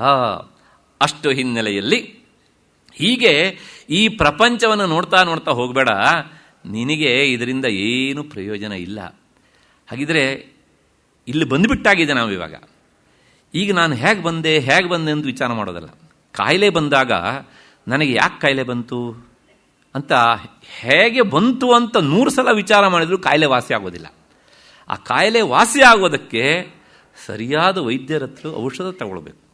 ಆ ವೈದ್ಯನೇ ಗುರು, ಅವನು ಕೊಡುವ ವೇದಾಂತ ಉಪದೇಶವೇ ಔಷಧ.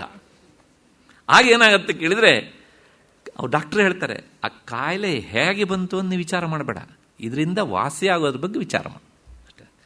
ಹೀಗೆ ಹಾಗೆ ವಿಚಾರ ಮಾಡು. ಹಾಗೆ ವಿಚಾರ ಮಾಡಬೇಕು ಅಂತಾದರೆ ನೀನು ಸ್ವಲ್ಪನಾದರೂ ಸಹ ಸ್ವಲ್ಪ ಒಳಮುಖ ಆಗಬೇಕು. ವಿಮರ್ಶತಾಂ, ವಿಚಾರ ಮಾಡಬೇಕು.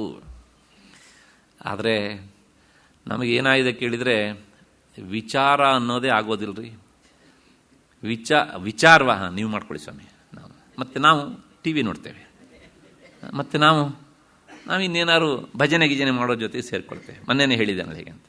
ನಮಗೆ ಬುದ್ಧಿಗೆ ಕೆಲಸ ಕೊಡೋದು ಅಂದರೆ ಅದೇನೋ ಒಂಥರ ಶತ್ರು ಭಾವ ಬಂದ್ಬಿಡುತ್ತೆ. ಆದರೆ ವೇದಾಂತ ದಾರಿಯಲ್ಲಿ ಹೋಗಬೇಕಿದ್ರೆ ಹೆಜ್ಜೆ ಹೆಜ್ಜೆಗೂ ಸಹ ವಿಚಾರ ಮಾಡಲೇಬೇಕು. ಡಿ ವಿ ಜಿಯವರು ಹೇಳ್ತಾರಲ್ಲ, ಸುತ್ತುವುದು ಸುಳುವೆಂದು ಲೋಕಜನ, ಹತ್ತುವನು ತಾಪಸಿಯೋ ಮಂಕುತಿಮ್ಮ ಅಂತ. ಸುತ್ತ ಹಾಕೋದು, ಪರ್ವತ ಪ್ರದಕ್ಷಿಣೆ ಮಾಡೋದು ಸುಲಭ, ಆದರೆ ಮೇಲೆ ಹತ್ತೋದು ಬಹಳ ಕಷ್ಟ.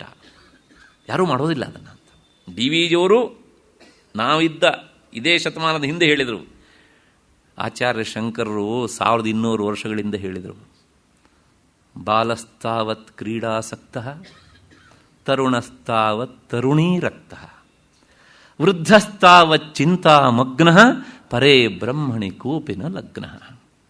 ಬಾಲ್ಯಾವಸ್ಥೆಯೊಳಾಡುವ ಚಪಲ, ತಾರುಣ್ಯದಲೇ ತರುಣಿಯ ಚಪಲ, ವಾರ್ಧಕ್ಯದಲ್ಲಿ ಚಿಂತೆಯ ಸಂತೆ, ಇರದೊಬ್ಬನಿಗೂ ಬ್ರಹ್ಮದ ಚಿಂತೆ. ಆ ವಿಮರ್ಶತಾಂ, ವಿಚಾರ ಅಂದ್ರೆ ಆಗೋದಿಲ್ಲ. ಆದರೆ ವಿಚಾರ ಮಾಡದೇ ಇದ್ರೆ ಅದು ಸಿಗೋದಿಲ್ಲ. ಯಾಕೆಂದರೆ ಕಾರಣ ಹುಡುಕ್ತಾ ನಾವು ಹೋಗಬೇಕಾಗತ್ತಲ್ಲ. ಅದಕ್ಕೋಸ್ಕರ ಅಲ್ಲಿ ವಿಚಾರ ಎನ್ನುವಂತಹದ್ದು ನಮಗೆ ತೀರಾ ಅಗತ್ಯವಾಗುತ್ತೆ. ಇನ್ನು ಮತ್ತೆ ಕೆಲವರಿದ್ದಾರೆ, ಹೌದು ನಾವು ಹೀಗೆ ವಿಚಾರ ಮಾಡ್ತಾ ಹೋಗ್ಬಿಟ್ರೆ ನಾವೇನಾಗ್ತೇವೆ, ಬ್ರಹ್ಮಸ್ವರೂಪವೇ ಆಗ್ಬಿಡ್ತೇವಲ್ಲ, ಆಗ ಮತ್ತೆ ನಾವು ಪ್ರಪಂಚ ನೋಡ್ಲಿಕ್ಕಾಗೋದಿಲ್ಲ. ನೆಂಟರು ಇಷ್ಟರು ಬಂಧು ಬಳಗ ಯಾರೂ ಇರೋದಿಲ್ಲ, ನಾವು ಅದೇ ಆಗ್ಬಿಡ್ತೇವೆ. ಛೇ ಛೇ ಛೇ ಛೇ ಛೇ ಅದಾ ನಾವು ಆಗೋದು ಬೇಡಪ್ಪ. ಅವಿವೇಕತನದ ಪರಮಾವಧಿ. ನಮ್ಮ ಜನ ಹೀಗೆ ವಿಚಾರ ಮಾಡ್ತಾರೆ ಅಂತ ಹೇಳಿ ಪದ್ಮಪಾದಾಚಾರ್ಯ ಒಂದು ಕಡೆ ಒಂದು ಮಾತು ಹೇಳ್ತಾರೆ. ನಮ್ಮ ಜನ ಏನು ವಿಚಾರ ಮಾಡ್ತಾರೆ ಅಂತ ಕೇಳಿದರೆ, ಅಪಿ ವೃಂದಾವನೇ ಶೃಗಾಲತ್ವಂ ವಾ ಭವತು ನತಿ ನಿರ್ವಿಶೇಷಂ ಬ್ರಹ್ಮ ಅಂತ. ಕೃಷ್ಣ ಸಂಚಾರ ಮಾಡಿದ್ದಾನೆ ಎಲ್ಲಿ, ವೃಂದಾವನದಲ್ಲಿ. ಅಲ್ಲಿ ನಾನು ನರಿಯಾಗಿ ಆದರೂ ಹುಟ್ಟುತ್ತೇನೆ, ಆದರೆ ನನಗೆ ಆ ಬ್ರಹ್ಮಸ್ವರೂಪ ತಿಳ್ಕೊಳ್ಳೋದು ಬೇಡ ನನಗೆ. ಎಲ್ಲ ಗ್ರಹಚಾರವೇ. ನಮ್ಮ ಇತಿಹಾಸ ನೋಡಿ ಆತ್ಮಜ್ಞಾನ ಪಡೆದು ಇದರಿಂದ ಬಿಡಿಸ್ಕೊಳ್ಬೇಕು ಅಂತ ಹೇಳಿ ಹೊರಟಂಥ ಭರತ ತನ್ನ ಹೆಂಡತಿ ಮಕ್ಕಳು ಎಲ್ಲರನ್ನೂ ಬಿಟ್ಟು ಪುಲಹಾಶ್ರಮಕ್ಕೆ ಹೋದ. ಕೊನೆಯ ಕಾಲದಲ್ಲಿ ಅವನು ಪ್ರಾರಬ್ಧ ಕರ್ಮ ಜಿಂಕೆಯ ರೂಪದಲ್ಲಿ ಬಂತಲ್ರಿ. ಅದನ್ನು ನೋಡ್ತಾ ಆತ ಪ್ರಾಣ ಬಿಟ್ಟ, ಜಿಂಕಿಯಾಗಿ ಹುಟ್ಟ. ಆತ ಹೇಳ್ತಾನೆ, ಆ ಜಿಂಕೆ ದೇಹ ಬಂದಾಗ ಪದೇ ಅವನಿಗೆ ಆ ಹಿಂದಿನ ಜನ್ಮದ ಸಾಧನೆ ಬಲದಿಂದಾಗಿ ನೆನಪಿರ್ತಿತ್ತಂತೆ. ಅಯ್ಯೋ ಗ್ರಹಚಾರ್ಯ, ಯಾವುದು ಬರಬಾರ್ದು ಅಂಥೇಳಿ ನಾನು ಪ್ರಯತ್ನ ಮಾಡಿದೆನೋ ಅದೇ ಬಂದು ಒಕ್ಕಿರಿಸ್ತಲ್ಲಪ್ಪ ಅಂತ ಹೇಳಿ ಕೊನೆಗೆ ಆ ಜಿಂಕಿ ಆಗಿದ್ರೂ ಸಹ ತನ್ನ ಹೆತ್ತ ತಾಯಿಯನ್ನ ಬಿಟ್ಟು ಕಾಲಂಜರದಿಂದ ಮತ್ತೆ ಪುನಃ ಪುಲಹಾಶ್ರಮಕ್ಕೆ ಬಂದು ಒಣಗಿದ ಎಲೆಗಳನ್ನು ತಿಂತ ಯಾವುದೇ ಜಿಂಕೆಗಳ ಜೊತೆಗೆ ಸೇರದೆ ಆತ್ಮ ಸಹಚರ ಒಂಟಿಯಾಗಿ ಕಾಲ ಕಳೀತಿತ್ತಂತೆ. ಅದು ಎಂಥ ಮಾತು ಶುಕಾಚಾರ್ಯರದ್ದು. ನಮಗೆ ಆತ್ಮ ಸಹಚರ ಅನ್ನೋದು ಆಗೋದೇ ಇಲ್ರಿ. ಕೊನೆಗೆ ಆ ಜಿಂಕೆಯ ದೇಹ ಬಂದಾಗ ಆ ನದಿ ತೀರದಲ್ಲಿ, ಗಂಡಕಿ ನದಿಯ ತೀರದಲ್ಲಿ, ಇದರ ಸಂಸ್ಕಾರ ನಾನೇ ಮಾಡಿಬಿಟ್ಟು ಹತಾಗ್ತಾನೆ, ಮತ್ತೆ ಪುನಃ ಇಂಥ ದೇಹ ನನಗೆ ಬರ್ಕೊಡ್ದು ಅಂತ ಹೇಳಿ ಆ ಗಂಡಕಿ ನದಿಯ ದೇಹದಲ್ಲಿ ನಿಂತು ತನ್ನ ದೇಹವನ್ನು ಬಿಟ್ಟಿತಂತೆ. ಅದು ಅಂದರೆ ಪಂಚಭೂತಗಳಲ್ಲಿ ನೆಡಿ, ನೀನು ಮತ್ತೆ ಪುನಃ ಬರಬೇಡ, ನನಗೆ ತೊಂದರೆ ಕೊಡಬೇಡ ಅಂತ. ಒಬ್ಬ ಜ್ಞಾನಿಯಾದವರು ವಿಚಾರ ಮಾಡುವ ಕ್ರಮ ಹೀಗೆ. ಆದರೆ ನಾವು ದಡ್ರು ವೃಂದಾವನದಲ್ಲಿ ನರಿಯಾಗಿ ಆದರೂ ಹುಟ್ಟುತ್ತೇನೆ, ಆತ್ಮಜ್ಞಾನ ಬೇಡ ಅಂತ ಹೇಳೋರು ನಾವು. ಅಂದರೆ ನಮಗೆ ಹುಟ್ಟೋದು ಸಾಯೋದು ಇದೇ. ನಮಗೆ ಒಬ್ಬ ನಮ್ಮನ್ನು ನೋಡ್ಕೊಳ್ಳೋನು ಬೇಕು, ನಾನಿನ್ನ ದಾಸನಯ್ಯ ಅಂತ ಅಡಿಯಾಡ್. ಒಂದು ಹಂತಕ್ಕೆ ಸರಿ ಅದು. ಯಾಕೆ ಕೇಳಿದರೆ, ಈಗ ನಾವು ಸಗುಣೋಪಾಸನೆ ಮಾಡಬೇಕಿದ್ರೂ ಸಹ ಭಗವಂತ ಬೇರೆ ನಾ ಬೇರೆ ಅಂತಲೇ ಅಂದ್ಕೊಳ್ಳೋದು. ಆದರೆ ಎಲ್ಲಿಯವರೆಗೆ ಅಂದರೆ ಒಂದು ಹಂತಕ್ಕೆ ಆಗೋದು. ಎಲ್ಲ ಕಡೆಯೂ ಹಾಗೇನೆ. ನಮ್ಮನ್ನು ನೋಡ್ಕೊಳ್ಳೋನು ಒಬ್ಬನು ಇದ್ದ ಅಂತಾದರೆ ನಮಗೆ ನಿಶ್ಚಿಂತೆ, ನಾವು ಏನೂ ಮಾಡೋದಿಲ್ಲ. ಎಷ್ಟೋ ಮನೆಗಳಲ್ಲೂ ನಾವು ನೋಡ್ತೇವಲ್ಲ ಹೀಗೆ ಅಂತ. ಅಪ್ಪ ಅನ್ನೋನು ಒಬ್ಬನು ಇದ್ದರೆ ಮಗನಿಗೆ 70 ವಯಸ್ಸಾದರೂ ಸಹ ಅವನು ಹೇಗಿರ್ತಾನೆ ಅಂದರೆ 20 ವಯಸ್ಸಾದವರ ಅನುಭವದಲ್ಲೇ ಇರ್ತಾನೆ ಅವನು. ಯಾಕೆ ನೋಡ್ಕೊಳ್ಳೋನು ಒಬ್ಬ ಇದ್ದಾನೆ ಅಂತ. ಆದರೆ ಆ ತಂದೆಯನ್ನು ಇಲ್ಲದಿದ್ದಾಗ 20 ವಯಸ್ಸಿನ ಮಗನೂ ಸಹ 70 ಅನುಭವ ಪಡಿತಾನೆ. ಹಾಗೆ ನಮಗೆ ಒಬ್ಬರು ನಮ್ಮನ್ನು ನೋಡ್ಕೊಳ್ಳೋರಿದ್ದಾರೆ, ನಾನು ದಾಸ ನೀನು ನನ್ನ ಬಾಸು ಅಂತ ಹೇಳ್ತಾ ಇದ್ರೆ ಏನೋ ಒಂಥರ ಖುಷಿ. ಆದರೆ ಎಲ್ಲಿವರೆಗೆ ಅಂದರೆ ಈ ಭಾವ ಎಲ್ಲಿವರೆಗೆ ಇರುತ್ತೋ ಅಲ್ಲಿವರೆಗೂ ಸಹ ಮೃತ್ಯೋಸ್ಸ ಮೃತ್ಯು ಮಾಪ್ನೋತಿ. ಹೀಗೆ ಭಗವದ್ಗೀತೆಯಲ್ಲೂ ಕೃಷ್ಣ ಹೇಳ್ತಾನೆ. ಇದು ತಪ್ಪು ಅಂತಲ್ಲ, ಆದರೆ ಒಂದು ಹಂತಕ್ಕಾಗ್ಬೋದು. ತೇಷಾಮಹಂ ಸಮುದ್ಧರ್ತ, ಯಾರು ಸಗುಣ ರೂಪದಿಂದ ನನ್ನನ್ನು ಆರಾಧನೆ ಮಾಡ್ತಾರೋ ಅವ್ರು ನಾನು ಉದ್ಧಾರ ಮಾಡ್ತೇನೆ.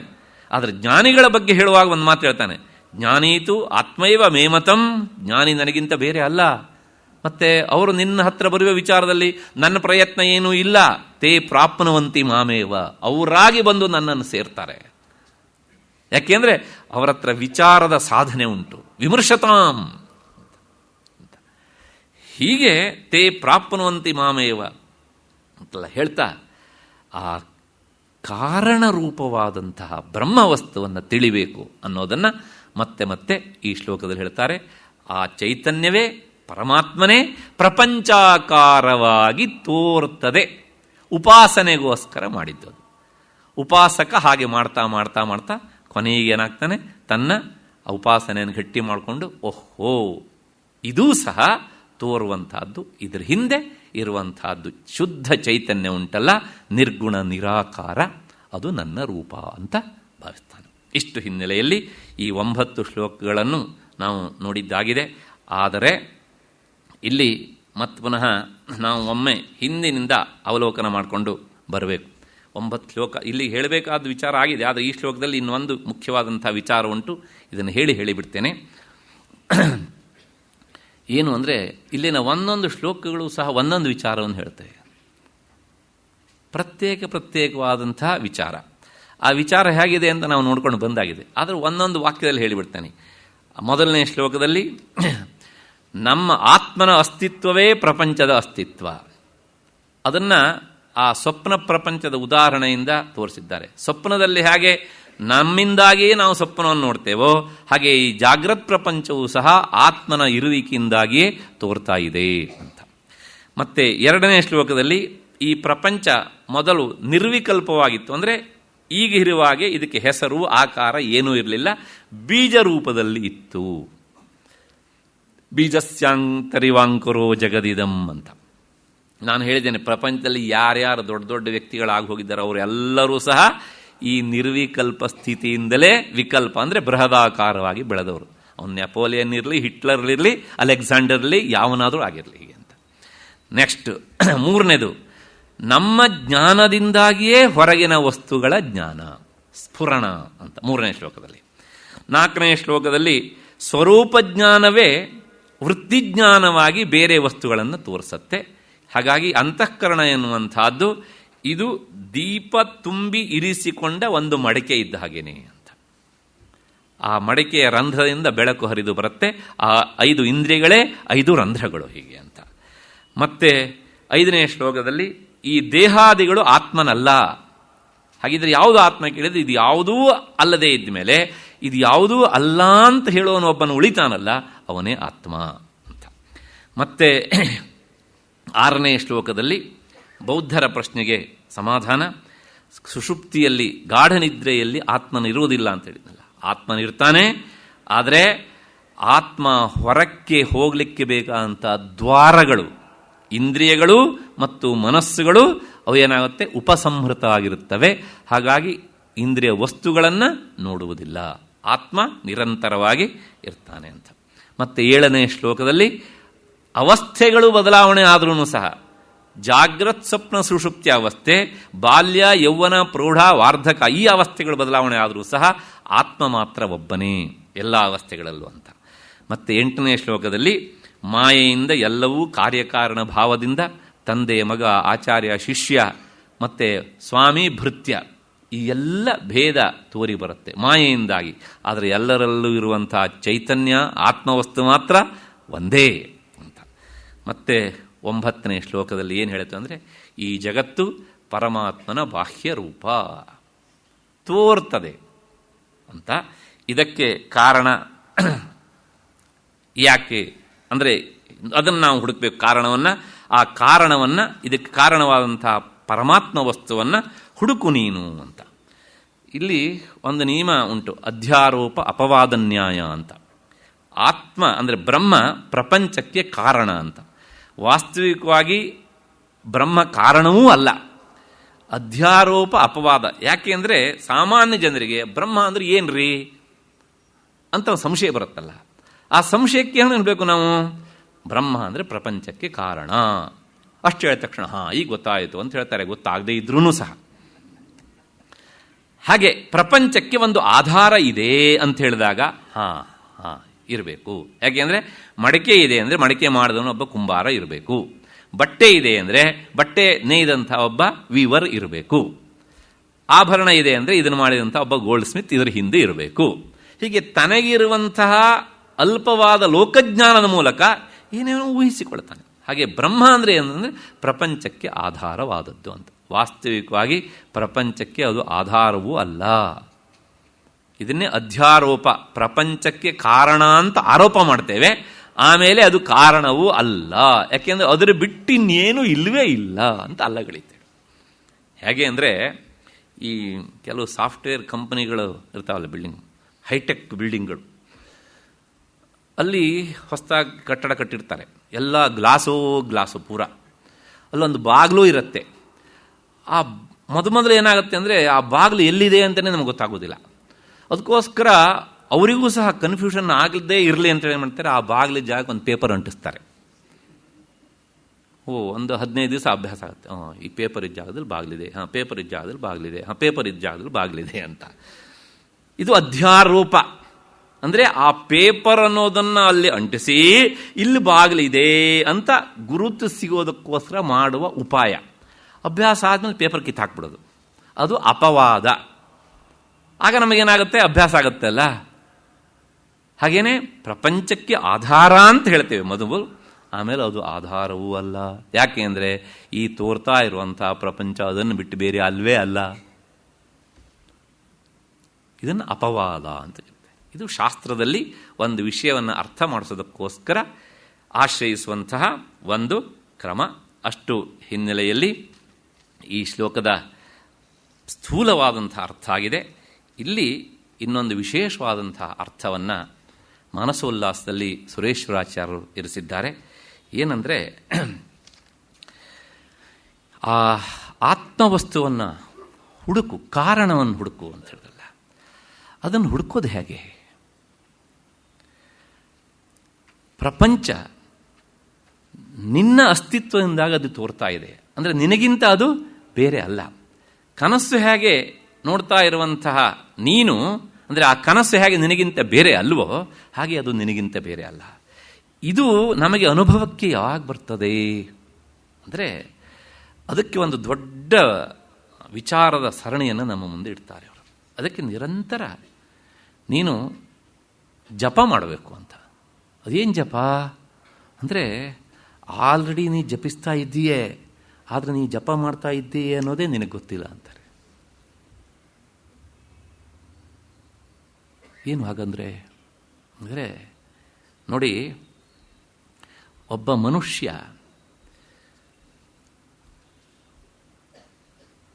ಒಂದು ದಿನಕ್ಕೆ ಎಷ್ಟು ಸಲ ಉಸಿರಾಟ ಮಾಡ್ತಾನೆ?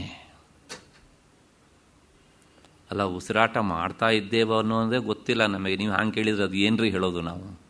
ಯಾಕೆಂದರೆ ನಮ್ಮ ಉಸಿರಾಟ ಎಲ್ಲಿಯವರೆಗೆ ಅಬಾಧಿತವಾಗಿ ನಡೀತಾ ಇರುತ್ತೋ ಅಲ್ಲಿಯವರೆಗೆ ನಾವು ಉಸಿರಾಟದ ಬಗ್ಗೆ ಗಮನ ಹರಿಸ್ತೇವಾ? ಇಲ್ಲ. ಸ್ವಲ್ಪ ಏನೋ ಅಲ್ಲಿ ಇಲ್ಲ ಒಂದು ಕಡೆ ಕಟ್ಕೊಳ್ಳೋಕೆ ಶುರುವಾದಾಗ, ಓಹೋ ನಾನು ಉಸಿರಾಡ್ತಾ ಇದ್ದೆ, ನನ್ನ ಉಸಿರಾಟಕ್ಕೆ ತೊಂದರೆ ಆಗಿದೆ ಅಂತ ಗೊತ್ತಾಗುತ್ತೆ ನಮಗೆ. ಅಲ್ಲಿವರೆಗೂ ನಾವು ನಮ್ಮ ಉಸಿರಿನ ಬಗ್ಗೆ ಗಮನ ಹರಿಸೋದಿಲ್ಲ. ಈ ಯೋಗಶಾಸ್ತ್ರ ಏನು ಹೇಳುತ್ತೆ ಅಂದರೆ, ಒಬ್ಬ ಆರೋಗ್ಯವಂತನಾದ ಮನುಷ್ಯ 4 ಸೆಕೆಂಡಿಗೆ ಒಂದು ಉಸಿರಾಟವನ್ನು ಮಾಡ್ತಾನೆ. ಒಂದು ಉಸಿರಾಟ ಮೀನ್ಸ್ ಉಚ್ಛ್ವಾಸ ನಿಶ್ವಾಸ ಎರಡು ಸೇರಿ. ಸಾಮಾನ್ಯ ಆರೋಗ್ಯವಂತನಾದಂಥ ಮನುಷ್ಯ ಆ ಉಸಿರಾಟವನ್ನು 4 ಸೆಕೆಂಡಿನಿಂದ 8 ಸೆಕೆಂಡಿಗೆ ಮಾಡ್ಕೊಳ್ಳೋದಾಗಲಿ ಅಥವಾ 2 ಸೆಕೆಂಡಿಗೆ ಒಂದು ಉಸಿರಾಟ ಮಾಡೋದಾಗಲಿ ನಿಮ್ಮ ಕೈಲುಂಟು. ಹೀಗೆ 4 ಸೆಕೆಂಡಿಗೆ ಒಂದು ಉಸಿರಾಟ. 4 ಸೆಕೆಂಡಿಗೆ ಒಂದು ಉಸಿರಾಟ ಅಂದರೆ 1 ತಾಸಿಗೆ ನಾವು ಎಷ್ಟು ಸಲ ಉಸಿರಾಟ ಮಾಡ್ತೇವೆ? 15 ಉಸಿರಾಟವನ್ನು ಮಾಡ್ತೇವೆ. 1 ನಿಮಿಷಕ್ಕೆ 15 ಉಸಿರಾಟ ಮಾಡ್ತೇವೆ. 1 ನಿಮಿಷಕ್ಕೆ 15 ಉಸಿರಾಟ ಮಾಡಿದರೆ 1 ತಾಸಿಗೆ ಎಷ್ಟು ಸಲ ಉಸಿರಾಟ ಮಾಡ್ತೇವೆ? 15 ಗುಣಿಸು 60. ಅಲ್ಲಿಗೆ 900 ಬಾರಿ ನಾವು ಉಸಿರಾಟ ಮಾಡ್ತೇವೆ. 1 ತಾಸಿಗೆ 900 ಬಾರಿ ನಾವು ಉಸಿರಾಟ ಮಾಡ್ತೇವೆ ಅಂತಾದರೆ 1 ದಿನಕ್ಕೆ 24 ಗಂಟೆ ಅಲ್ವಾ? 1 ದಿನಕ್ಕೆ ನಾವು ಎಷ್ಟು ಸಲ ಉಸಿರಾಟ ಮಾಡ್ತೇವೆ? 21,600 ಬಾರಿ ಉಸಿರಾಟ ಮಾಡ್ತೇವೆ. 21,600 ಬಾರಿ 1 ದಿನಕ್ಕೆ ಗುಣಿಸು 30 ಅಂದರೆ 1 ತಿಂಗಳು ಲೆಕ್ಕ. ಆಗ ಎಷ್ಟು ಬರುತ್ತೆ ಅಂದರೆ 1 ತಿಂಗಳಿಗೆ 6,48,000 ಬಾರಿ ನಾವು ಉಸಿರಾಟ ಮಾಡ್ತೇವೆ. 1 ತಿಂಗಳಿಗೆ 6,48,000 ಬಾರಿ ಅಂದರೆ 1 ವರ್ಷಕ್ಕೆ ಲೆಕ್ಕ ಹಾಕಬೇಕೀಗ. 12 ಗುಣಿಸು 12 ಹಾಗೆಷ್ಟಾಗುತ್ತೆ ಅಂದರೆ 77,76,000 ಬಾರಿ ಉಸಿರಾಟ ಮಾಡ್ತೇವೆ. ಆಯ್ತಪ್ಪ, 1 ವರ್ಷದ್ದಾಯಿತು. ನಮಗೆಲ್ಲರಿಗೂ ಆಯುಷ್ಯ ಎಷ್ಟು ಚಿರಂಜೀವತಿ ಸಹ ವರ್ಷಶತಂ ಜೀವತಿ ಅಂದರೆ ಒಬ್ಬ ದೀರ್ಘಕಾಲ ಬದುಕ್ತಾನೆ ಅಂದರೆ 100 ವರ್ಷ ಬದುಕ್ತಾನೆ ಅಂತ ಅಂದ್ಕೊಳ್ಳೋಣ. ಆ 100 ವರ್ಷನ ಲೆಕ್ಕ ಹಾಕ್ಬಿಡೋಣ. ನಾವು 100 ವರ್ಷ ಬದುಕಿದೆ ರೇ ಅಂತ ಅದು. ಯಾಕೆಂದರೆ ಅದು ರೇ ಗೊತ್ತಿಲ್ಲ ಹೀಗೆ ಅಂತ. ಆದರೆ ಎಷ್ಟಾಗತ್ತೆ 100 ವರ್ಷ ಬದುಕಿದರೆ ಅಂದರೆ ಹೆಚ್ಚಿಗೆ ಇಲ್ಲ, 77,76,00,000 ಬಾರಿ ಉಸಿರಾಟ ಆಗತ್ತೆ. ಒಂದು ಮನುಷ್ಯ ದೇಹದಲ್ಲಿ ಉಸಿರಾಟದ ಗರಿಷ್ಠ ಪ್ರಮಾಣ ಇದು 77,76,00,000. ಇದಾದ್ಮೇಲೆ 1 ಸೆಕೆಂಡು ಬದುಕಲ್ಲ ಅವನು. ಅಲ್ಲ ಮತ್ತೆ 106 ವರ್ಷ 110 ವರ್ಷ ಅಂತೆಲ್ಲ ಬದುಕ್ತಾರಲ್ರಿ ಅಂದರೆ ನೋಡಿ, ಅದು ನೀವು ದೇಹದ ಆಯುಷ್ಯವನ್ನು ಕ್ಯಾಲ್ಕುಲೇಷನ್ ಮಾಡ್ತಾ ಇದ್ದೀರಾ. ನಾವು ದೇಹದ ಆಯುಷ್ಯ ಕ್ಯಾಲ್ಕುಲೇಷನ್ ಮಾಡೋದೇ ಇಲ್ಲ. ನಾವು ಹೊರಗಿನ ಕ್ಯಾಲೆಂಡರ್ನ ಲೆಕ್ಕ ಅಲ್ಲ, ಉಸಿರಾಟದ ಒಳಗಿನ ಕ್ಯಾಲೆಂಡರ್ನೇ ಲೆಕ್ಕ. ನೀವು ಅಕಸ್ಮಾತ್ತಾಗಿ 4 ಸೆಕೆಂಡಿಗೆ 1 ಉಸಿರಾಟದ ಬದಲಾಗಿ 8 ಸೆಕೆಂಡಿಗೆ 1 ಉಸಿರಾಟ ಮಾಡಿದರೆ 200 ವರ್ಷ ಬದುಕ್ತಿರ್ರಿ. 2 ಸೆಕೆಂಡಿಗೆ 1 ಉಸಿರಾಟ ಮಾಡಿದರೆ ಮ್ಯಾಕ್ಸಿಮಮ್ 50 ವರ್ಷ. ಹಾಗಾಗಿ ಆಯುಷ್ಯದ ತೀರ್ಮಾನ ಉಸಿರಾಟದ ಲೆಕ್ಕಾಚಾರದ ಹಿನ್ನೆಲೆಯಲ್ಲಿ. ನಾವು ನೋಡ್ತೇವಲ್ಲ, ಭೀಷ್ಮ 800 ವರ್ಷಗಳ ಕಾಲ ಬದುಕಿದ, ದ್ರೋಣ 500 ವರ್ಷಗಳ ಕಾಲ ಬದುಕಿದ. ಎಲ್ಲ ಯೋಗ ಸಿದ್ಧರವರು, ನಾವು ಅದನ್ನು ಮರಿಬಾರದು. ಸುಮ್ಮನೆ ಆರ್ಡಿನರಿ ಮನುಷ್ಯರಲ್ಲ ಅವರು. ಹಾಗಾಗಿ ವಿಷಯ ಯಾಕೆ ಬಂತು ಅಂತ ಕೇಳಿದರೆ, 1 ದಿನಕ್ಕೆ 21,600 ಬಾರಿ ನೀವು ಉಸಿರಾಟ ಮಾಡ್ತೀಯ ಅಂದರೆ ಬರೇ ಉಸಿರಲ್ವೋ ಅದು. ಆ ಉಸಿರಿನ ಹಿಂದೆ ಒಂದು ಜಪ ಉಂಟು. ಏನು ಗೊತ್ತಾ? ಬಹಳ ಸೂಕ್ಷ್ಮವಾಗಿ ಗಮನಿಸಬೇಕಾದ ವಿಷಯ ಇದು. ಯಾರೋ ಮೊನ್ನೆಯಿಂದ ನನ್ನ ಕೇಳ್ತಾ ಇದ್ದಾರೆ, ಆ ಆತ್ಮ ಆತ್ಮ ಆತ್ಮ ಅಂದರೆ ಏನ್ರಿ ಅದು ಅಂತಂದರೆ, ಸ್ವಲ್ಪ ಗಮನಿಸಿ. ಆ ಉಸಿರಾಟದ ನಾದವನ್ನು ಅಬ್ಸರ್ವ್ ಮಾಡಿ. ಹೊರಕ್ಕೆ ಹೋಗುವಾಗ ಅದು ಸೋ ಅನ್ನತ್ತೆ, ಮತ್ತೆ ಒಳಕ್ಕೆ ಹೋಗುವಾಗ ಅಹಂ ಅನ್ನತ್ತೆ, ಹೊರಕ್ಕೆ ಹೋಗುವಾಗ ಮತ್ತೆ ಪುನಃ ಸೋ ಅನ್ನತ್ತೆ, ಮತ್ತೆ ಪುನಃ ಅಹಂ ಆಗುತ್ತೆ. ಹೀಗೆ ಆಗಬೇಕು ಅಂತಿಲ್ಲ. ಅಹಂ ಸಹ ಅಹಂ ಸಹ ಅಹಂ ಸಹ ಹೀಗೂ ಆಗ್ಬೋದು. ಅಹಂ ಅಂದರೆ ನಾನು, ಈ ಜೀವಾತ್ಮ. ಸಹ ಅಂದರೆ ಆ ತತ್ ಎನ್ನುವಂತಹ ಶಬ್ದ ಅಂತ ಹೇಳಿದ್ನಲ್ಲ, ಪರಮಾತ್ಮ. ಸಹ ಅನ್ನೋದು ಸಂಸ್ಕೃತ ಸ್ವಲ್ಪ ಬಲ್ಲವರಿಗೆ ಗೊತ್ತಿರುತ್ತೆ. ತಚ್ಛಬ್ದದ ಪುಲ್ಲಿಂಗದ ಏಕವಚನ ಸಹ ತೌ ತೇ ಅಂತ ನಡೆಯುತ್ತೆ. ಅದ್ರ ಮೂಲ ಶಬ್ದ ತತ್ತೆ. ಅದನ್ನಿಟ್ಕೊಂಡೇ ತತ್ವಮಸಿ ಎನ್ನುವಲ್ಲಿ ತತ್ತಿ ಎನ್ನುವಂತಹ ಪದವನ್ನು ಹೇಳಿದ್ದು. ಆ ಸಹ ಅಂದ್ರೂ ಒಂದೇ, ತತ್ ಅಂದ್ರೂ ಒಂದೇನೆ.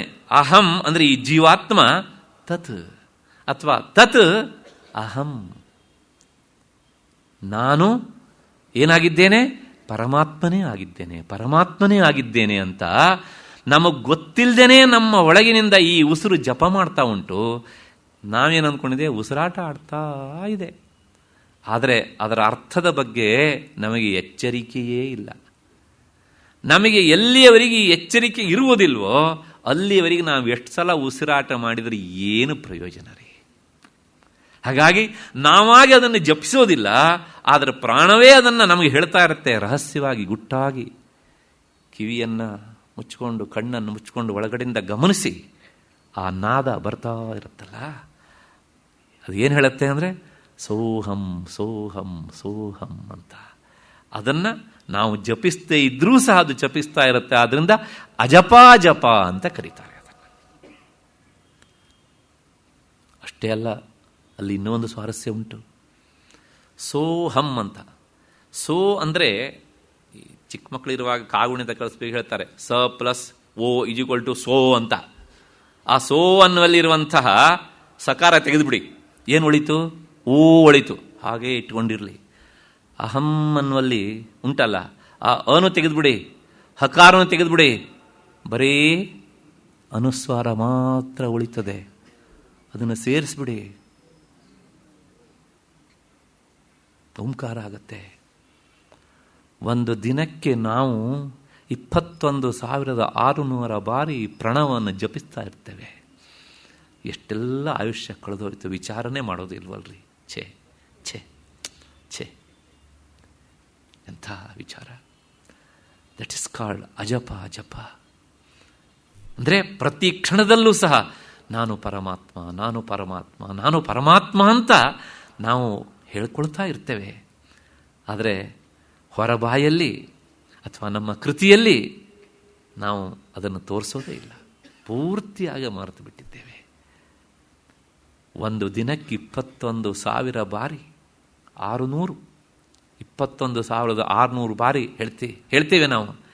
ಇಷ್ಟು ವರ್ಷ ನಿನಗೆ ಆಯುಷ್ಯ ಕೊಟ್ಟನಲ್ಲ, 100 ವರ್ಷ ಬದುಕಿದೆ ನೀನು, 77,76,00,000 ಬಾರಿ ನೀನು ಇದನ್ನು ಹೇಳಿದ್ದೀಯಲ್ಲ, ಎಷ್ಟು ಸೆಕೆಂಡ್ ಇದ್ರ ಬಗ್ಗೆ ನೀನು ವಿಚಾರ ಮಾಡಿದೆಯೋ ಅಂತ ಅವನು ಕೇಳಿದರೆ ನಾಳೆ ನಮ್ಮ ಹತ್ರ ಏನ್ರಿ ಉತ್ತರ ಇದೆ ಇದಕ್ಕೆ? ಛೇ,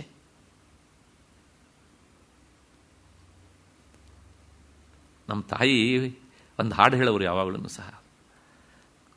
ನನಗೆ ಆಗಾಗ ನೆನಪಿಗೆ ಬರೋದು ಅದು. ಕಾಲ ಕಳೆದೇನಲ್ಲ, ಜ್ಞಾನ ಬರಲಿಲ್ಲ, ಕಾಲದೂತರು ಬಂದು ಕೇಳಿದರೇನ ಹೇಳಲಿ ಸೊಲ್ಲ, ಕಾಲ ಕಳೆದೇನಲ್ಲ, ಜ್ಞಾನ ಬರಲಿಲ್ಲ. ಪೂರ ವೇದಾಂತವೇ. ನಾವು ಒಂದು ಕ್ಷಣವೂ ನಮ್ಮ ಉಸಿರನ್ನು ಗಮನಿಸೋದಿಲ್ಲ. ಆ ಉಸಿರು ಏನು ಹೇಳ್ತಾ ಇದೆ ಅಂತ ಗಮನಿಸೋದಿಲ್ಲ, ಏನು ಗಮನಿಸೋದಿಲ್ಲ, ಬರೇ ಹೊರಗೆ. ಎಷ್ಟೇ ದೇವಾಲಯಕ್ಕೆ ಹೋದ್ರೂ ಸಹ ಹೋಗೋದು ತಪ್ಪು ಅನ್ನೋದು ನನ್ನ ಮಾತಿನ ಅರ್ಥ ಅಲ್ಲ. ಇಲ್ಲಿರುವುದನ್ನೇ ಅಲ್ಲಿ ಕಾಣಬೇಕು. ಯಾಕೆಂದರೆ ಎಷ್ಟೋ ಸಲ ನಮಗೆ ಒಳಮುಖವಾಗಿ ವಿಚಾರ ಮಾಡೋದು ಬಹಳ ಕಷ್ಟ ಆಗುತ್ತೆ. ಆಗ ನಿನ್ನನೇ ನಾನು ಹೊರಮುಖವಾಗಿ ನೋಡ್ತಿದ್ದೇನಪ್ಪ. ನಾನು ಯಾವುದನ್ನು ಇಷ್ಟೊತ್ತು ಒಳಮುಖವಾಗಿ ಅನುಸಂಧಾನ ಮಾಡ್ತಿದ್ನೋ ಅದೇ ರೂಪವನ್ನು ಇಲ್ಲಿ ನೋಡ್ತಿದ್ದೇನೆ, ನನ್ನ ಹೊರಕಣ್ಣಿಗೋಸ್ಕರ. ಈ ದೃಷ್ಟಿಯಲ್ಲಿ ನಾವು ದೇವಾಲಯಕ್ಕೆ ಹೋದಾಗ ನಾವು ಹೋದದ್ದು ಸಾರ್ಥಕ ಎಷ್ಟೇ ವರ್ತನೋ. ಅಲ್ಲಿನ ಆಭರಣ, ಅಲ್ಲಿನ ಗಂಟೆ, ಅಲ್ಲಿನ ಪೂಜಾರಿ ಎಲ್ಲ ಬಂದಾಗ ಏನು ಪ್ರಯೋಜನ? ಹೋಗೋದು ತಪ್ಪು ಅನ್ನೋದು ನನ್ನ ಮಾತಿನ ಅರ್ಥ ಅಲ್ಲ. ಆದರೆ ಹೋಗುವಾಗ ನಮ್ಮ ಭಾವ ಹೇಗಿರಬೇಕು ಅನ್ನೋದು ಬಹಳ ಮುಖ್ಯ. ಇಷ್ಟಾದ ಮೇಲೆ ಆ ಒಳಗೆ ಆತ್ಮವಸ್ತು ಇದೆ, ನಿರಂತರ ಇದೆ. ಮೊನ್ನೇನು ಯಾರೋ ಕೇಳ್ತಾ ಇದ್ರು, ಅದು ಆತ್ಮ ಅಂದ್ರೆ ಏನ್ರಿ, ಅದು ಹೇಗ್ರಿ ಅದು ಅಂತ. ಹೌದು, ಕಣ್ಣಿಗೆ ಕಾಣೋದಿಲ್ಲ, ಕೈಗೆ ಸಿಗೋದಿಲ್ಲ, ಅದರ ಅನುಭವಕ್ಕೆ ಬರುತ್ತೆ. ಒಂದು ಸಣ್ಣ ಉದಾಹರಣೆ ಕೊಡ್ತೇನೆ ನೋಡಿ. ನಮ್ಮ ಶ್ವಾಸಕೋಶ ಇದೊಂದು ಬಲೂನ್ ಇದ್ದ ಹಾಗೆ. ಅರ್ಥ ಆಗಲಿ ಅಂತ ಹೇಳ್ತಿದ್ದೇನೆ ಇದನ್ನು. ಬಲೂನಲ್ಲಿ ಗಾಳಿಯನ್ನು ತುಂಬೋಣ. ಗಾಳಿಯನ್ನು ತುಂಬಿ ಆದಮೇಲೆ ಮತ್ತೆ ಪುನಃ ಬಲೂನನ್ನು ಓಪನ್ ಮಾಡೋಣ. ಗಾಳಿ ಏನಾಗುತ್ತೆ? ಪುಸ್ ಅಂತ ಹೊರಟೋಗುತ್ತೆ. ಈಗ ಆ ಬಲೂನಿಗೆ ಗಾಳಿ ತಾನೇ ತಾನಾಗಿ ಬಂದು ಸೇರ್ಕೊಳ್ಳುತ್ತಾ? ತಾನೇ ತಾನಾಗಿ ಬಂದು ಬಲೂನು ಉಬ್ಕೊಳ್ಳುತ್ತಾ? ಇಲ್ಲ. ಪ್ರಶ್ನೆ ಇಷ್ಟೇ, ನಾವು ಶ್ವಾಸವನ್ನು ಹೊರಗೆ ಬಿಡ್ತೇವಲ್ಲ, ಬಿಟ್ಟ ಶ್ವಾಸವನ್ನು ಒಂದು 3 ಸೆಕೆಂಡ್ 4 ಸೆಕೆಂಡ್ ಬೇಡ, 1 ನಿಮಿಷ ಹಾಗೇನೆ ತಡೆದಿಟ್ಕೊಳ್ತೇವೆ. ಒಳಗಡೆಯಿಂದ ಮತ್ತೆ ಪುನಃ ಎಳಿತಾನಲ್ಲ ಒಬ್ಬ.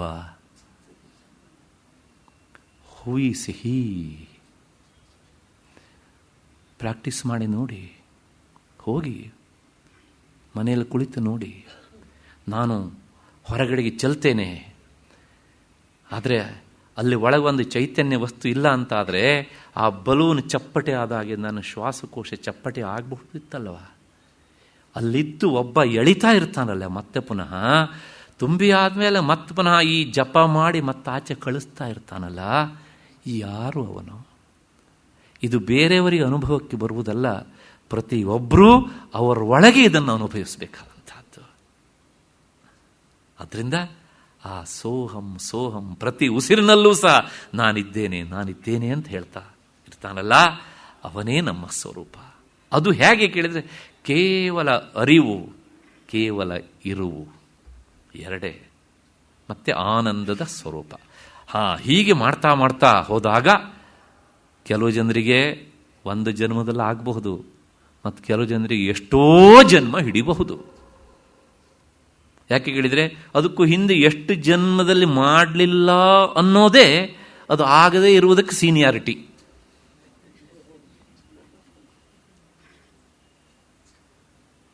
ಆದರೆ ಇಲ್ಲಿ ನಾವು ಎಷ್ಟು ಮಾಡ್ತೇವೋ, ದಿನದಲ್ಲಿ ಒಂದು ಸ್ವಲ್ಪ ಹೊತ್ತಾರು ಅದಕ್ಕೆ ಮೀಸಲಾಗಿಟ್ಟರೆ ಅದು ವ್ಯರ್ಥ ಆಗೋದಿಲ್ಲ. ನಾನು ಹಿಂದೆ ಪದೇ ಪದೇ ಹೇಳಿದ್ದೇನೆ, ಅಧ್ಯಾತ್ಮ ಕ್ಷೇತ್ರದಲ್ಲಿ ಮಾತ್ರ ಮಾಡಿದ ಸಾಧನೆ ವೇಸ್ಟ್ ಅನ್ನೋದಿಲ್ಲ. ನೇಹಾಭಿಕ್ರಮನಾಶೋಸ್ತಿ ಪ್ರತ್ಯವಾಯೋನ ವಿದ್ಯತೆ, ಭಗವಂತನ ಮಾತು ಅದು. ಎಷ್ಟು ಸಾಧ್ಯವೋ ಅಷ್ಟು ಹಾಗೇನೇ ಇರುತ್ತೆ. ಮುಂದಿನ ಜನ್ಮ ಬಂದಾಗ ಅದು ಅಲ್ಲಿಂದ ಕಂಟಿನ್ಯೂ ಆಗುತ್ತೆ. ಯೂನಿವರ್ಸಿಟಿಯ ಶಿಕ್ಷಣದ ತರಹ ಅಲ್ಲ. ಯೂನಿವರ್ಸಿಟಿ ಶಿಕ್ಷಣ ಅಲ್ರಿ, ನಾನು ಹಿಂದೆ PhD ಮಾಡಿದ್ದೇನೆ ಹಿಂದಿನ ಜನ್ಮದಲ್ಲಿ, ಈ ಜನ್ಮದಲ್ಲಿ ಮತ್ತೆ ಯಾಕೆ ನಾನು LKG ಕ್ಲಾಸ್ ಬರಬೇಕು, ನನ್ನ ಮುಂದೆ PhDನೇ ಕೊಟ್ಬಿಟ್ರಿ ನೇರ ಅಂದರೆ ಕೊಡ್ತಾನೇನೋ ಅವನು? ಅದೆಲ್ಲ ಅಲ್ಲೇ ಆಗೋಯ್ತು. ಮೊದಲು ಹೋಗು, A ಫಾರ್ ಆಪಲ್ ಅನ್ನು ಅಷ್ಟೇ. ಆದರೆ ಇಲ್ಲಿ ಅದಿಲ್ಲ. ಅಲ್ಲಿಂದ ಹಾಗೆ ಮುಂದುವರಿಯುತ್ತೆ. ಪ್ರಹ್ಲಾದ, ಧ್ರುವ, ಭರತ, ಜಡಭರತ, ಎಷ್ಟು ಜನ ಇದಕ್ಕೆ ಉದಾಹರಣೆ. ಈ ದೇಶದ ಸಂತರ ಪರಂಪರೆಯನ್ನೆಲ್ಲ ನೋಡಿ ನೀವು. ಸದಾಶಿವ ಬ್ರಹ್ಮೇಂದ್ರರು, ಸದ್ಗುರು ಸಮರ್ಥ ರಾಮದಾಸರು, ಒಬ್ಬರು ಇಬ್ಬರು. ಈ ಜನ್ಮದಲ್ಲಿ ಮಾಡಿದ್ದು ಏನು ನಮಗೇನು ಕಾಣಿಸೋದಿಲ್ಲ. ಹಾಗೆ ಮುಂದುವರೆದು ಬಂದುಬಿಡುತ್ತೆ ಹೀಗೆ ಅಂತ. ಹೀಗೆ ಅಷ್ಟು ಹಿನ್ನೆಲೆಯಲ್ಲಿ ಈ ಬಹಳ ವಿಸ್ತೃತವಾದಂಥ ಅರ್ಥಗಳು ಎಷ್ಟು ಹೇಳಿದರೂ ಸಹ ಅದು ಮತ್ತೆ ಮುಗೀತು ಅಂತಿಲ್ಲ. ಇಲ್ಲಿಗೆ ಈ ಶ್ಲೋಕದ ಅರ್ಥ ಆಯಿತು ಅಂತ ಅಂದ್ಕೊಂಡು ಕೊನೆಯ ಶ್ಲೋಕ ಇದು ಫಲಶ್ರುತಿ. ಯಾಕೆಂದರೆ ಮನುಷ್ಯನ ಸ್ವಭಾವ, ನಾನು ಏನು ಮಾಡಿದರೂ ಸಹ ಫಲ ಏನು ಅಂತ ಒಂದು ಕ್ವಶನ್ ಮಾರ್ಕ್. ಆಗ ಇದಕ್ಕೊಂದು ಫಲ ಹೇಳ್ತಾರೆ, ಬಹಳ ಅದ್ಭುತವಾದಂಥ ಫಲ.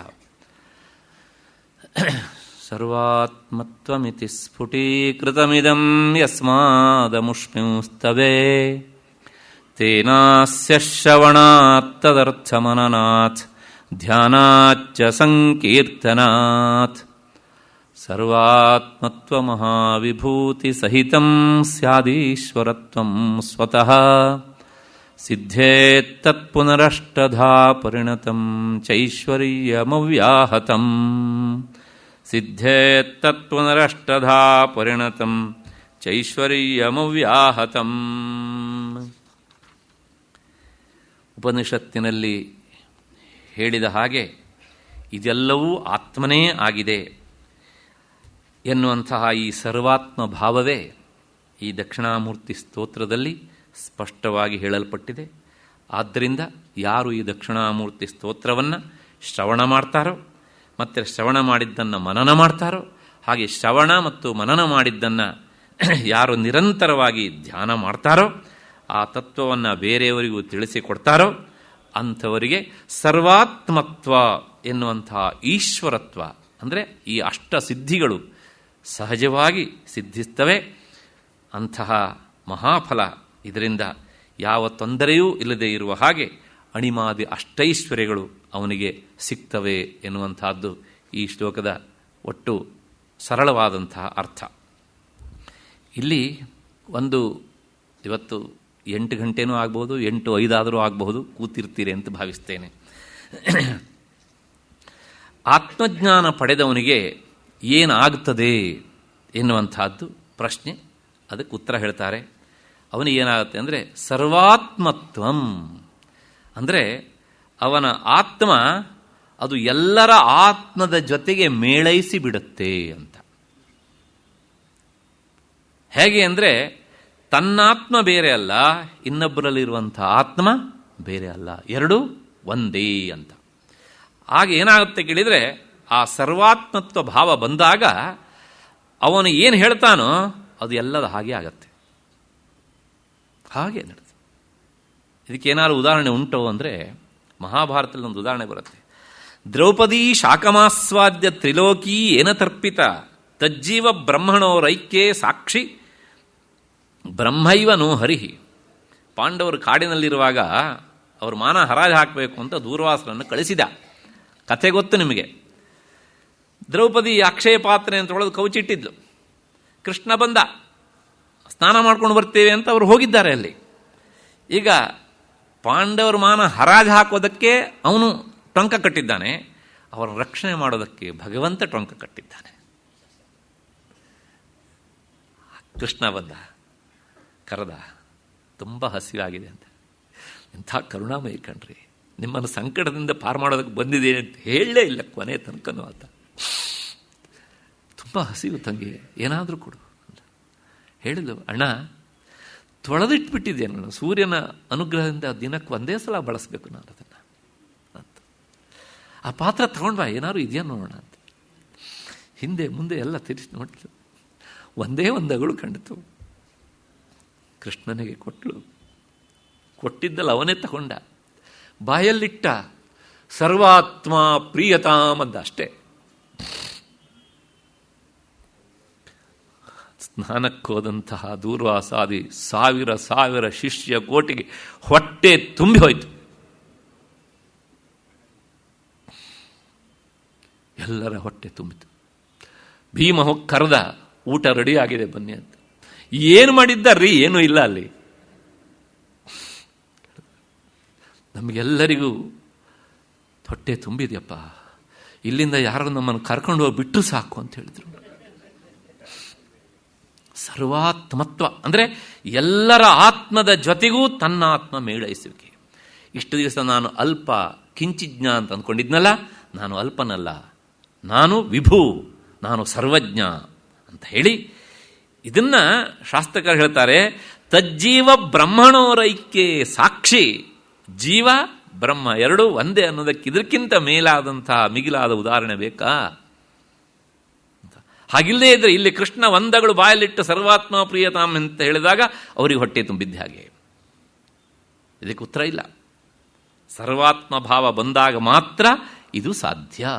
ಹೀಗೆ ಅದಕ್ಕೋಸ್ಕರ ಏನು ಮಾಡಬೇಕು ಅಂದರೆ ಇದರ ಫಲ. ಅದಕ್ಕೋಸ್ಕರ ಏನು ಮಾಡಬೇಕು ಅಂದರೆ ಈ ಸ್ತೋತ್ರದಲ್ಲಿ ಈ ಸರ್ವಾತ್ಮ ಭಾವವನ್ನು ಹೇಳಲಾಗಿದೆ. ಅದು ಬರುತ್ತೆ ನಿರಂತರ ಮಾಡಿದರೆ. ಹೇಗೆ ಮಾಡಬೇಕಂದ್ರೆ ಶ್ರವಣಾತ್, ಕೇಳಬೇಕಂತೆ. ಕೇಳೋದು ಅಂದರೆ ಒಬ್ಬರು ಹೇಳೋದು, ಇನ್ನೊಬ್ರು ಕೂತ್ಕೊಂಡು ಕೇಳೋದು, ಹೀಗ ಅಲ್ಲ. ಅಂದರೆ ಅರ್ಥಾನುಸಂಧಾನವಾಗಿ ಅದನ್ನು ಕೇಳಬೇಕು, ಸರಿಯಾಗಿ ಅರ್ಥ ಮಾಡ್ಕೊಳ್ಬೇಕು. ಏನಾಗುತ್ತೆ ಅಂದರೆ ಈ ವೇದಾಂತ ವಿಚಾರದಲ್ಲಿ ಕೆಲವು ಸಲ ನಮಗೆ ಅರ್ಥವೇ ಆಗೋದಿಲ್ಲ, ಆಗೋದಕ್ಕಿಂತ ಅಪಾರ್ಥ ಆಗೋದೇ ಹೆಚ್ಚು. ಉದಾಹರಣೆಗೆ ಉಪನಿಷತ್ತು ಒಂದು ಮಾತು ಬರುತ್ತೆ, ಆತ್ಮವಸ್ತುವಿನ ಎದುರಿನಲ್ಲಿ ಯಾವುದೂ ಸಹ ಬೆಳಗೋದಿಲ್ಲ ಅಂತ. ನ ತತ್ರ ಸೂರ್ಯೋ ಭಾತಿ ನ ಚಂದ್ರ ತಾರಕಂ ನೇಮ ವಿದ್ಯುತೋ ಭಾಂತಿ ಕುತೋ ಯಮಗ್ನಿ. ಅಲ್ಲೆಲ್ಲ ತತ್ರ ತತ್ರ, ಅಲ್ಲಿ ಅಲ್ಲಿ ಅಲ್ಲಿ ಅಂತುಂಟು. ಅಲ್ಲಿ ಸೂರ್ಯ ಬೆಳಗೋದಿಲ್ಲ, ಅಲ್ಲಿ ಚಂದ್ರ ಇಲ್ಲ, ಅಲ್ಲಿ ಮತ್ತು ಅಗ್ನಿಯೂ ಬೆಳಗೋದಿಲ್ಲ, ಅಗ್ನಿ ಉರಿಯೋದಿಲ್ಲ ಅಂತೆಲ್ಲ. ಇದನ್ನು ಕೇಳಿದ ತಕ್ಷಣ ಮೊದಲು ನಮಗೇನಾಗುತ್ತೆ, ಓಹೋ ಹಾಗಿದ್ರೆ ಅದು ಕತ್ತಲುಗೂಡೋದು ಯಾವುದೊಂದು ಬೇರೆ ಸ್ಥಳ, ಅಲ್ಲಿ ಸೂರ್ಯನೂ ಇಲ್ಲ, ಚಂದ್ರನೂ ಇಲ್ಲ, ಅಗ್ನಿ ಉರಿಯೋದಿಲ್ಲ, ಮೋಸ್ಟ್ಲಿ ಅದು ನಿರ್ವಾತ ಪ್ರದೇಶ ಇರಬೇಕು. ಅಂತ ಪ್ರಾಥಮಿಕ ಹಂತದಲ್ಲಿ. ಇಂತಹ ಸಮಸ್ಯೆಗಳೆಲ್ಲ ಬರ್ತವೆ. ಆ ಶ್ರವಣ ಮಾಡುವಾಗ ತಕ್ಷಣ ಗುರುಗಳ ಹತ್ರ ಈ ಸಮಸ್ಯೆಯನ್ನು ಕೇಳಿದಾಗ ಅವ್ರು ಹೇಳ್ತಾರೆ, ನೋಡಪ್ಪ, ಇದಕ್ಕೆ ಇಲ್ಲೇ ನಿಲ್ಬೇಡ, ಇದನ್ನು ಇನ್ನೂ ಸ್ಮೃತಿ ಸ್ಪಷ್ಟವಾಗಿ ತಿಳಿಸುತ್ತೆ. ಹೇಗೆ ಅಂದರೆ ಗೀತೆಯಲ್ಲಿ ಇದೇ ಅರ್ಥವನ್ನು ಹೇಳುವ ಶ್ಲೋಕ ಬರುತ್ತೆ. ನ ತದ್ಭಾಸಯತೆ ಸೂರ್ಯೋ ನ ಶಶಾಂಕೋ ನ ಪಾವಕಃ ಯದ್ಗತ್ವಾ ನ ನಿವರ್ತಂತೆ ತದ್ಧಾಮ ಪರಮಂ ಮಮ. ಅಲ್ಲಿ ತತ್ರ ಅಂತಿದ್ದನ್ನು ಭಗವಂತ ತದ್ ಅಂತ ಹೇಳ್ಬಿಟ್ಟ, ಅಷ್ಟೇ, ತತ್ ಅಂತ ಹೇಳ್ಬಿಟ್ಟು. ತತ್ ಅಂದರೆ ಆ ಬ್ರಹ್ಮವಸ್ತು, ಅದನ್ನು ಸೂರ್ಯ ಬೆಳಗೋದಿಲ್ಲ. ಯಾಕೆಂದರೆ ಆತ್ಮವಸ್ತುವಿನ ಬ್ರಹ್ಮವಸ್ತುವಿನ ಬೆಳಗಿನಿಂದಾಗಿ ಸೂರ್ಯ ಬೆಳಗ್ತಾ ಇರ್ತಾನೆ. ನೋಡಿ, ಮೊದಲು ಅಷ್ಟೇ ಕೇಳಿದಾಗ ಕನ್ಫ್ಯೂಷನ್, ಈ ಅರ್ಥ ಬಂದಾಗ ಓಹೋ ಹೀಗೆ. ಈ ವಿಚಾರವನ್ನು ನಾವು ಮೊನ್ನೆ ದಿವಸ ಮಾಡ್ಕೊಂಡು ಹೋಗಿದ್ದೇವೆ. ಮತ್ತೆ ಎರಡನೇದು ಮುಂದೆ ಶ್ರವಣಾತ್ ತದರ್ಥ ಮನನಾಥ್. ಆ ಅರ್ಥವನ್ನು ಸಹ ಏನು ಮಾಡಬೇಕು ಅಂದರೆ ತಿಳ್ಕೊಂಡಾದ್ಮೇಲೆ ನಿರಂತರ ಮನನ ಅಂದರೆ ಯುಕ್ತಿಯಿಂದ ಅದನ್ನು ಗುರುಗಳಿಂದ ನಾನು ಹೀಗೆ ಕೇಳಿದೆ, ಗುರುಗಳು ಹೀಗೆ ಪಾಠ ಮಾಡಿದ್ರು, ಅದನ್ನು ತನ್ನ ಮನಸ್ಸಿನೊಳಗೆ ಕಡಿಬೇಕು. ಯಾಕೆಂದರೆ ಕಾರಣವನ್ನು ತಿಳ್ಕೊಂಡ್ರೆ ಕಾರ್ಯ ಅನ್ನೋದು ಸಹಜವಾಗಿ ಗೊತ್ತಾಗುತ್ತೆ ಅಂತ ಹೇಳಿದ್ರಲ್ಲ. ಮಣ್ಣನ್ನು ತಿಳ್ಕೊಂಡ್ರೆ ಮಣ್ಣಿಂದ ಅದೆಲ್ಲವುದು ಗೊತ್ತಾಗುತ್ತೆ, ನೂಲನ್ನು ತಿಳ್ಕೊಂಡ್ರೆ ನೂಲಿಂದ ಅದೆಲ್ಲವುದು ಗೊತ್ತಾಗುತ್ತೆ, ಬಂಗಾರವನ್ನು ತಿಳ್ಕೊಂಡ್ರೆ ಬಂಗಾರದಿಂದ ಅಂಥ ಎಲ್ಲ ಆಭರಣಗಳನ್ನು ನೋಡಿದಾಗಲೂ ಇದು ಬಂಗಾರ ಅಂತ ಗೊತ್ತಾಗುತ್ತೆ. ಹಾಗೇನೇ ಬ್ರಹ್ಮವಸ್ತುವನ್ನು ತಿಳ್ಕೊಂಡ್ರೆ ಈ ಪ್ರಪಂಚ ಅದರಿಂದ ತೋರುತ್ತೆ ಅಂತ ಗೊತ್ತಾಗುತ್ತೆ. ಯುಕ್ತಿಯಿಂದ ತನ್ನ ಒಳಗಡೆಗೆ ಅದನ್ನು ತರ್ಕದಿಂದ ವಿಚಾರ ಮಾಡಬೇಕು ಹೇಗೆ ಅಂತ.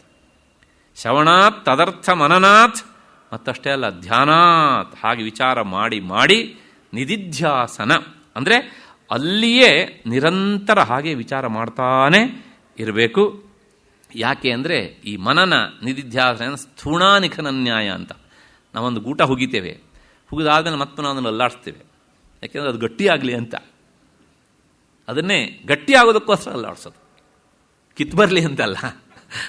ಅದು ಸ್ವಲ್ಪನಾರು ಆಳಕ್ಕೆ ಇಳಿದೆ ಮೇಲಕ್ಕೆ ಮೇಲೆ ಇದ್ರೆ ಅಲ್ಲಾಡಿಸಿದ್ರೆ ಕಿತ್ತು ಬಂದುಬಿಡುತ್ತೆ. ಆಳಕ್ಕೆ ಹೋದಾಗ ಅಲ್ಲಾಡಿಸಿದ್ರೆ ಏನಾಗುತ್ತೆ, ಮಣ್ಣು ಹೋಗಿ ಅದು ಗಟ್ಟಿಯಾಗುತ್ತೆ. ಹಾಗೆ ತದರ್ಥ ಮನನಾಥ್ ಧ್ಯಾನಾಚ್ಚ. ಇಷ್ಟೇ ಅಲ್ಲ, ಇನ್ನೊಂದು ಮಾತು ಹೇಳ್ತಾರೆ, ಸಂಕೀರ್ತನಾತ್. ಹಾಗೆ ಅವನು ತಿಳ್ಕೊಂಡಿದ್ದನ್ನು 4 ಜನರಿಗೆ ತಿಳಿಸ್ಬೇಕು ಅಂತ. ಹಾಗಿದ್ರೆ ಏನಾಗುತ್ತೆ, ತಿಳಿಸದೇ ಇದ್ರೆ ಏನಾಗುತ್ತೆ ಅಂದರೆ ಆ ಜ್ಞಾನ ಪರಂಪರೆ ನಷ್ಟವಾಗಿ ಹೋಗುತ್ತೆ. ಭಗವತ್ಪಾದರು ಹೇಳಿದ್ರಲ್ಲ ಹಾಗೇನೆ, ಪರೇ ಬ್ರಹ್ಮಣೆ ಕೋಪಿನ ಲಗ್ನ. ಅವ್ರ ಕಾಲದಲ್ಲೇ ಇಷ್ಟು ಬಹಳ ಬೇಸರಪಟ್ಟು ಹೇಳಿದ ಮಾತು, ಇವತ್ತು ಇನ್ನೂ ಅಧ್ವಾನ. ಆತ್ಮವಿಚಾರ ಮಾಡಿದ್ರಿಂದ ನಮಗೆ ಮೋಕ್ಷ ಈ ಜನ್ಮದಲ್ಲಿ ಆಗತ್ತೋ ಬಿಡುತ್ತೋ, ಬದುಕಂತೂ ಸ್ವಚ್ಛ ಆಗತ್ತೆ, ನಿತ್ಯ ಜೀವನ ಬಹಳ ಪರಿಶುದ್ಧವಾಗತ್ತೆ, ಅದ್ರ ಬಗ್ಗೆ ಸಂಶಯ ಇಲ್ಲ. ಅದು ಒಂದು ಮಹಾಲಾಭ ಅಲ್ಲವ ನಮಗೆ, ಹೌದು ತಾನೆ? ಯಾಕೆಂದರೆ ಉಪನಿಷತ್ತು ಹೇಳೋದಂದರೆ ನೀನು ಇಲ್ಲಿ ಏನು ಕೊಳಕನ್ನು ಅಂಟಿಸಿಕೊಳ್ಳದೆ ಹೋಗು ಅನ್ನತ್ತೆ. ಅದು ಮನಸ್ಸಿಗೆ ಕೊಳಕು ಅಂಟಿಸಿದೆ ಅಂದರೆ ಇದೇ ಮನಸ್ಸೇ, ಅದು ಕ್ಯಾರಿಯರ್, ಅದು ಮುಂದಿನ ಜನ್ಮಕ್ಕೆ ಹುಟ್ಟುಡ್ತಾನೆ ದುರಾಲೋಚನೆಗಳು ಬರ್ತವೆ. ಹಾಗಾಗಿ ಆ ಮೈಂಡನ್ನು ವಾಶ್ ಮಾಡು. ಆ ಮೈಂಡನ್ನು ವಾಶ್ ಮಾಡುವುದು ವೇದಾಂತ ಜಲ. ಹಾಗಾಗಿ ತದರ್ಥ ಮನನಾಥ್ ಧ್ಯಾನಾಚ್ಚ ಸಂಕೀರ್ತನಾಥ್. ಇಷ್ಟೆಲ್ಲ ಮಾಡಿ ಆದಮೇಲೆ ಮುಂದೆ ಏನು ಅಂದರೆ ಸರ್ವಾತ್ಮತ್ವ ಮನನಾಥ್ ಧ್ಯಾನಾಚ್ಚ ಸಂಕೀರ್ತನಾಥ್. ಇಷ್ಟು ಹೇಳಿ ಆದಮೇಲೆ ಮುಂದೆ ಹೇಳುತ್ತೆ, ಅವನಿಗೆ ಅಯಾಚಿತವಾಗಿ ಆ ಈಶ್ವರತ್ವ ಪ್ರಾಪ್ತಿಯಾಗ್ತದೆ ಅಂತ. ಈಶ್ವರತ್ವ ಅಂದರೆ ಈಶ್ವರನೇ ಆಗ್ತಾನೆ ಅಂತ ಅರ್ಥ ಅಲ್ಲ, ಈಶ್ವರ ಅವನಲ್ಲಿರುವ ಐಶ್ವರ್ಯ ಅವನಿಗೆ ಸಿಗತ್ತೆ ಅಂತ. ಆ ಐಶ್ವರ್ಯ ಎಷ್ಟು ಅಂದರೆ ಅದನ್ನೇ ಅಣಿಮಾದಿ ಅಷ್ಟೈಶ್ವರ್ಯ ಅಂತ ಕರೀತಾರೆ. ಅದು ಅವನಿಗೆ ಸಿಗತ್ತೆ. ನಿರಂತರ ಇದನ್ನು ಶ್ರವಣ ಮನನ ನಿಧಿಧ್ಯಾಸನ ಮತ್ತು ಸಂಕೀರ್ತನ ಮಾಡ್ತಾ ಇದ್ದಾಗ ಏನು ಅಂದರೆ ಆ 8 ಐಶ್ವರ್ಯಗಳು ಅಣಿಮಾ ಗರಿಮಾ ಅಣಿಮಾ ಮಹಿಮಾ ಚೈವ ಗರಿಮಾ ಲಘಿಮಾ ತಥಾ ಪ್ರಾಪ್ತಿ ಪ್ರಾಕಾಮ್ಯ ಮೀಶತ್ವಂ ವಶಿತ್ವಂ ಅಷ್ಟಸಿದ್ಧಯ. ಇವು 8 ಸಿದ್ಧಿಗಳು. ಅದು ಬೇರೆ ಕಡೆಗೆ ಬೇರೆ ರೀತಿಯಾಗಿ ವಿವರಣೆ ಕೊಡ್ತಾರೆ. ಇಲ್ಲಿ ಮಾನಸೋಲ್ಲಾಸದಲ್ಲಿ ಸುರೇಶಾಚಾರ್ಯರು ಸ್ವಲ್ಪ ಬೇರೆ ರೀತಿಯಾಗಿ ಹೇಳಿದ್ದಾರೆ ಅದನ್ನು.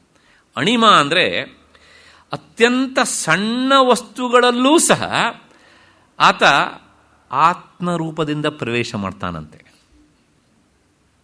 ಸಣ್ಣ ವಸ್ತುವಿನಲ್ಲೂ ಸಹ ಅದೊಂದು ವಿಶಿಷ್ಟವಾದಂತಹ ಶಕ್ತಿ, ಇದು ಅಣಿಮ. ಮತ್ತೆ ಮಹಿಮಾ ಅಂದರೆ ಈ ಬ್ರಹ್ಮಾಂಡದಷ್ಟು ದೊಡ್ಡ, ಕೆಲವು ಸಲ ಅದಕ್ಕಿಂತ ಆಚೆನೂ ಸಹ ಅಷ್ಟರ ಮಟ್ಟಿಗೆ ಆತ ಬೆಳೆದು ನಿಲ್ಲಬಲ್ಲ ಅಂತ. ಮೂರನೇದು ಗರಿಮ, ಅತ್ಯಂತ ಭಾರವಾಗುವುದು. ಎಷ್ಟರ ಮಟ್ಟಿಗೆ ಅಂದರೆ ಯಾರೂ ಅವನನ್ನು ಎತ್ತಲಿಕ್ಕಾಗೋದಿಲ್ಲ. ರಾಮಾಯಣದಲ್ಲಿ ನಿಮಗೆ ಉದಾಹರಣೆ ಸಿಗುತ್ತೆ. ಆ ಇಂದ್ರಜಿತುವಿನ ನಾಗಾಸ್ತ್ರಗಳಿಂದ ಬಿದ್ದಂತಹ ಲಕ್ಷ್ಮಣನ ಎತ್ಕೊಂಡು ಹೋಗಬೇಕು ಅಂತ ಬಂದರು ಅವರು. ಆದರೆ ಅವನು ಆ ಸಂಕರ್ಷಣನ ಅವತಾರ ಅಲ್ವಾ, ಹಾಗಾಗಿ ಏನು ಮಾಡಿದ್ರು ಅವನನ್ನು ಎತ್ತಲಿಕ್ಕಾಗಲಿಲ್ಲ. ರಾಮ ನೋಡಿದ, ಆಂಜನೇಯ ಗೊತ್ತಾಯ್ತು ಅವನಿಗೆ, ಓಹೋ ಇವನೇ ಸರಿ ಇದಕ್ಕೆ, ಯಾಕೆ ಅವನು ಯೋಗಪಟ್ಟು ಎತ್ಕೊಂಡು ಬಾ ಅವನ ಅಂದ. ಅವನೋಗ ಅನಾಯಾಸವಾಗಿ ಎತ್ಕೊಂಡು ಬಂದ ಅವನನ್ನು.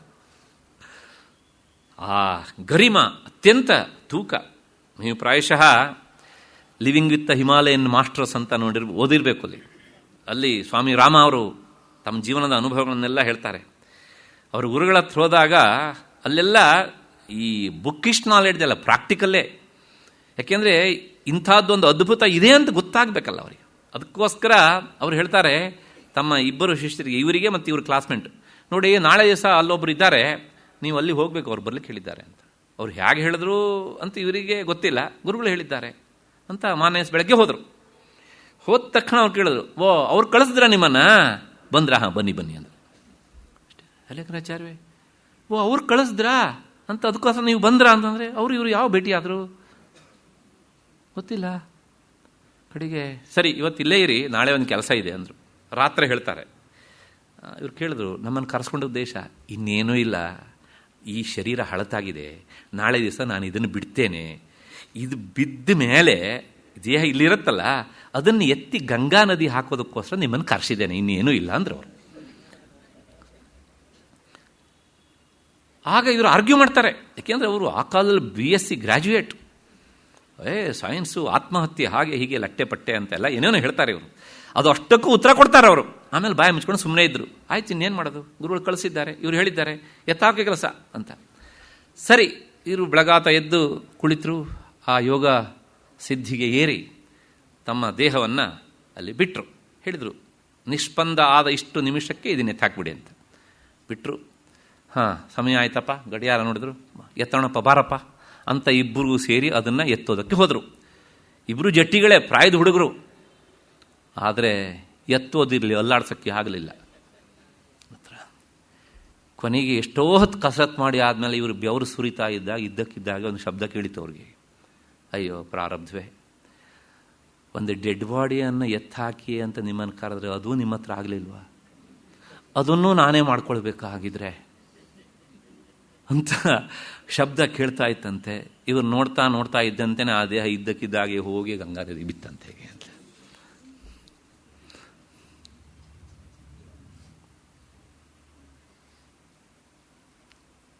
ಇದು ಆ ಸರ್ವಾತ್ಮತ್ವ ಸ್ಥಿತಿಗೆ ಯೋಗ ಸಿದ್ಧಿಯಿಂದ ಆಗುವಂಥದ್ದು. ಈ ಸಿದ್ಧಿ ಬಂದ ಮಾತ್ರಕ್ಕೆ ಸರ್ವಾತ್ಮ ಸ್ಥಿತಿ ಅಂತಲ್ಲ, ಅದು ಇನ್ನೂ ಮುಂದಿನದು ಹೀಗೆ ಅಂತ. ಹೀಗೆ ಲಘಿಮ ಮುಂದಿನದು. ನಾಲ್ಕನೇದು, ಅವ್ರು ಎಷ್ಟು ಹಗುರಾಗ್ತಾರೆ ಅಂದರೆ ಹತ್ತಿಯಷ್ಟು ಹಗುರಾಗ್ತಾರಂತೆ.